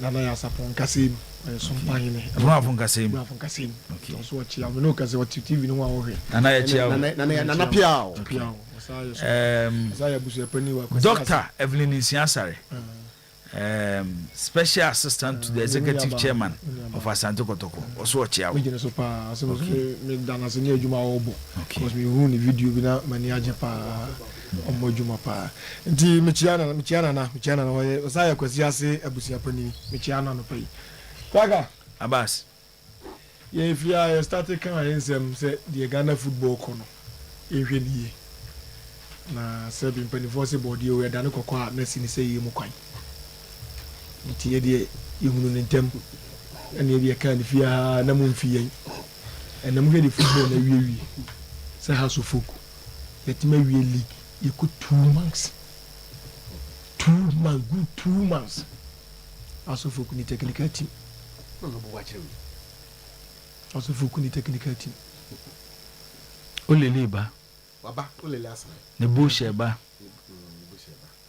Boniface aba o ma de san wie na hwɛ okra tuntum osumu a unim so obi no aso olele de hu ni bi hu no me se o ma de san wie na wo pa okra tuntum ewosumu a ti se sa no ma ya haso foku ne decide se yen ka hwe but we are say anyira ente saka ball no ye di akiro ma ka me ball no since 1987 there is no venue the cup net so me say 1999 tema abonti to bisam say de nya adwuma na ko da biya di team na chi the cup net so me say tema aba sa da wonya adwuma na ye ko amunie ye ko kepu amunie ye ba crespo amunie ye ba tema amunie ade mu nya adwuma ko pa adwuma bi ye from 1999 some na make the cup net ye di team na chi sa nti sebi o akola broni ene ye ka ba ka ne se wo ha magazine fo ne so musu ni bibi wo ka no asunyo mo na ye nti se di yesu edibo na chi no yesu ni bibi obo mu but ye ka wo nti since ya house of folk starting sadi we ya kan wasem aka maka every year bia na I west every year bia na I west ti me ka che mpani fo say memi die sesi ya migina wi die ekwa mo fa so run house of folk no se wan hwe yi a the house do be fa no enye papa because team like house of folk yentimi mpam coach ni ku 2 months back and front sana you need technical team aka just 1 month 2 weeks you were 3 major assignment you were presidential cup bo you were top 4 bo you were democracy bo lui ya league sa to aso etu be wie na se anyi ya na wudi akwesha sa ade na ade be hye me etienu bi se decide say some justify no me this year omo ye wadwen so mbe ya anya de ayen ye beti ase because bia woni wuru a o play ball na ye no since the house of folk G African Cup 2014 to 2004 ebesi ne there is no Ghanaian club and I say Ghanaian ayibi okọ edi trophy be free outside aba o ma we mu da edi gold medal abada the last time he has 22 years ni 22 good years uko ka so mu ya modern football uka o mu sin na the ball na sesa football belong Roma Cabro funu say belong 3 points enkwan nchini eni twaka se na de enkwan de atra nchini obi also obi on penchini ay umpa wona umpa ba umpa no obi so ntimi ni obedi nkwan no so amana ne de esa di pa no ni pa 10 abenya 2 bijutum wi ni pa 10 abenya 2 tano mutie ba se de omusi run house of folk ni se de omusi kasa no eno ani ehu no ntimi di am de bia me kasa mi matumi hofu e house of folk because se de omusi run club ni se de omusi kasa me yete no eno ani ehu no wuti me kan James football attract 3 points yadi dey football etu ye niam say ya na je say dey wo kan sa na wo ye dey wuri sa na wo ye ensamo mo ke ka ye te no say ya nu bi say sensam no boni pa kwa amna mu aka kwa amna dada ke tiri kwa mpie me kasa ba ye din e na ejira konkon so ne ye kasa on fa mu say woni nipa ba konya bantro no dey assign nipa nyina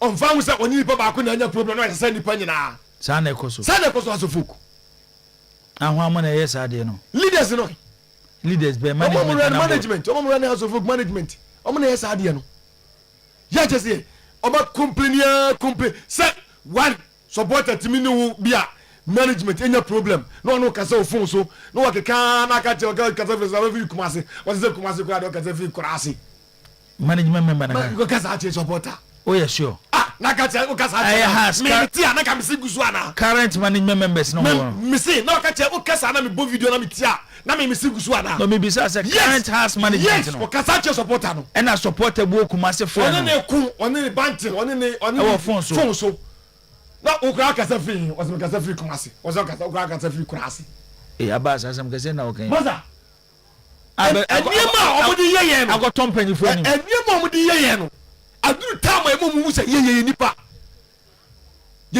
ani owura e play house of folk enu ntina asem mo nya justify training nya sa be ko house na ho se say ne run house of folk ake beto house of folk 16 good years house of folk ake league 1 say ne run house of folk ake nya beto house of folk na relegation tratew ukaka na mo de brofatu so klawa yenu bi ye di echire ama nipa yen ye so ne yibonte ye koduru ye ni biye the late lord was biyo na ko biye 99 two Georgeta David obeji ye ofri mu na anu ya Georgia obobo kotoko yo ko Egypt ko boy Georgeta so na be ye yeah o so be biye ye koduru am ka che say biye fo na fa main gate babe mo fa o fa chire wo de no ndo Lazaro ni gate no enti yenso en fa ho no so me en fa ho mas ye so player me di play Jacob na team di e na ko edo musie ko ne ahiri no da back ne so football without violence football ni ho without passion football ni ho without mafia football ni ho without happiness football ni ho emu de na ha asenye ni nyina ha se lusu nyina ha omonya mafia passion ni ho violence ni ho happiness ni ho the club no say ya ye club ni say ensudi so esi jaso na adwo na beso de awia kan hye eni jaso hye na enye peda difference room enye peda ta no my house fu so aka metia bia na mo na mo supporters ya ka maka ya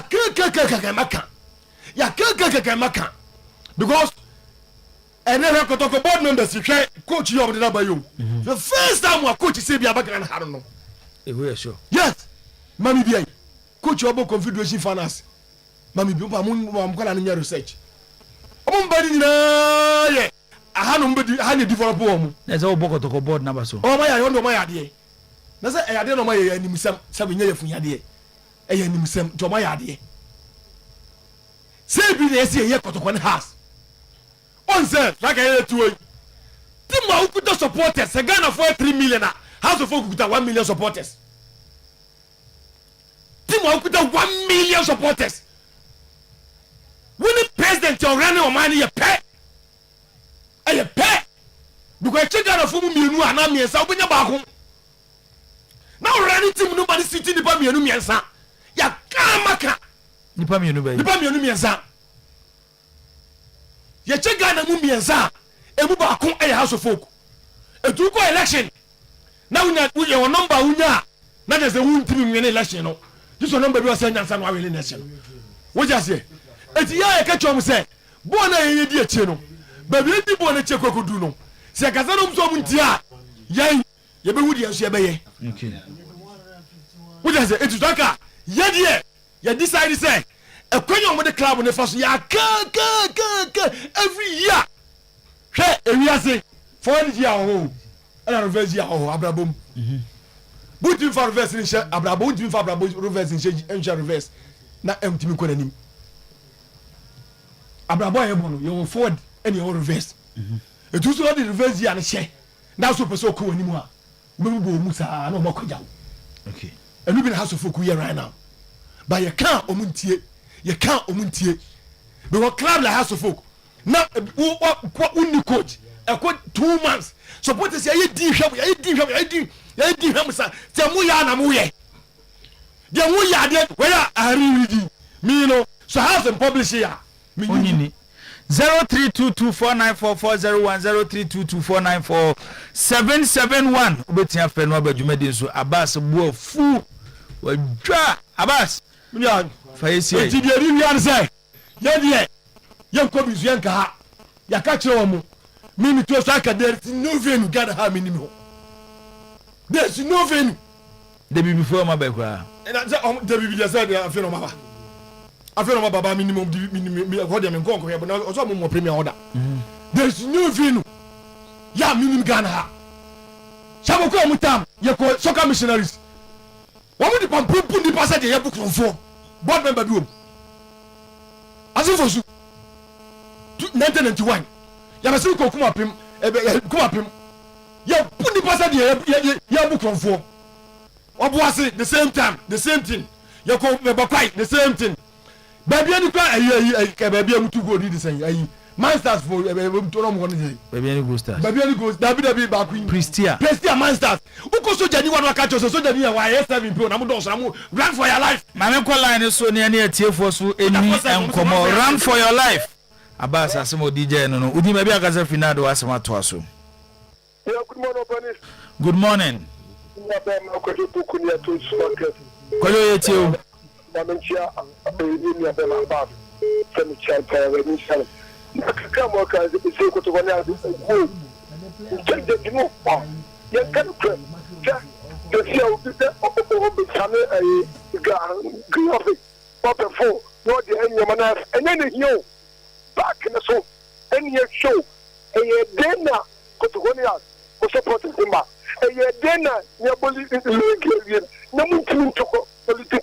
Na Diana sa and me Diana influence because o man want to form munya di and perifona mudi anim no mudi amose African I said you need okay yeah that's ko Poku mo bi so mra bi udin ba bi akaza finado wasma to aso aja fa me no fam kitio asa ji mba to asa no come asa but then this asa bra no video do social media no say me to wa we tan pa ga ampa da bi nya no kre yeah okay na mba to Ghana Premier League ne dia eno na that asa no me de dia no ka say Ghana football ba ko say protocol house akotokone house and form ni si from one ni Ghana League e dia na ba to ten mata obi ba di football eti ama ya ko won sepen ekum na betumi akọ obetumi mmadụ betumi akọ Barcelona club ama akọwọ ne fans sepen ekum ama nde up to now na omunye ho hweye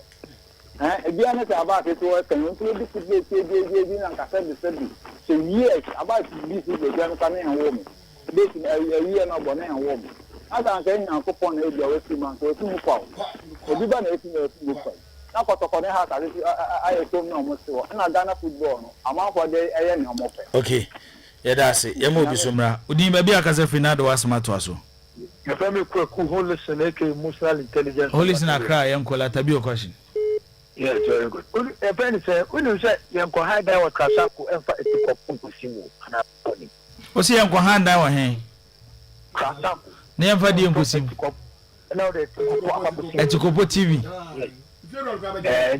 na ebe we so bad away etikotokonu uche etikotokonu yetimi ko fa coach which and $25,000 they go for football administrator football manager in China some thousands of dollars they the Jones yamo donzo mo wa Poku mu kotokona e hu last year na sabetra e ready me biom and na kotokona 30 league bia ye first choice. You can just say, you know, a league bia position. Say do a class, first choice. At the end of the day, they should bring in the quality players to come and compete with those who are there. Should know their position that they don't deserve play for Kotoko. Yeah, man, Kotoko. Hey, blood pressure. Maybe you could do last year with those who only have Poku. Please. That's it. Yeah, that's it. You move somewhere. Okay. Would you maybe I got a finado was my tosso? Hello.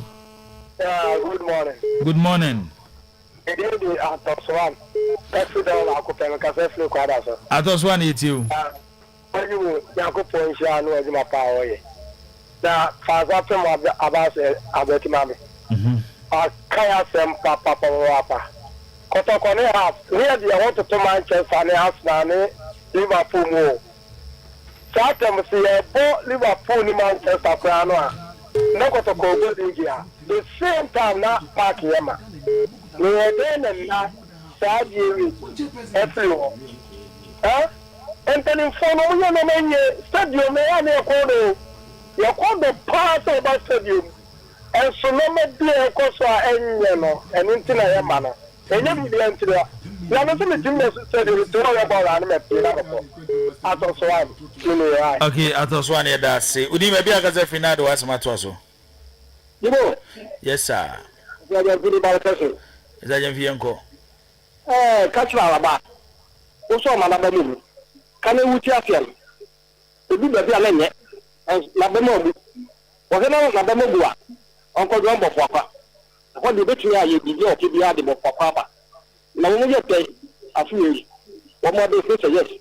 Okay, that's yeah. For the chat to the maybe akaze final do asema to so. And somehow Amos exhaust pipe specialist.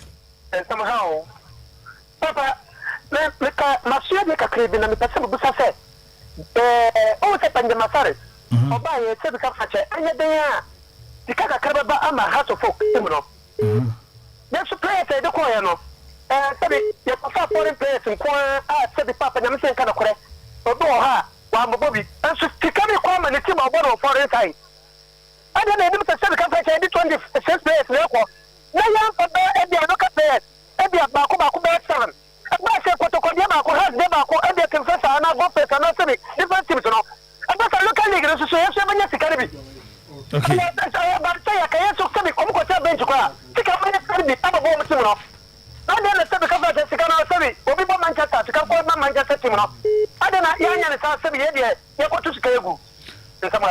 All right, Amos, yeah, that's say a honey idea for Breno is Jumedi and Suno, a honey the AC. Abas, yes, sorry, so I can't say supporters in time to Kusaka.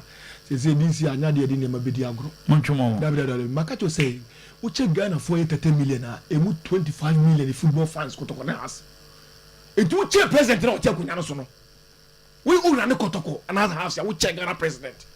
Now running Kotoko has now could nipa 20 million and 4,000 entry master Yuma. Masa. Nakatem say we are more than footballer. And somehow Masa. Nakatem say football beyond 3 points here.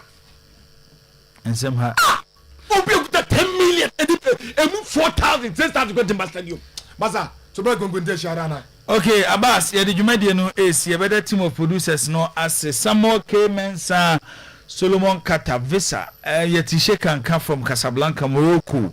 Baba Isa, the Amononsem Ebre Otis, Ubedin Kabafo, were danger man,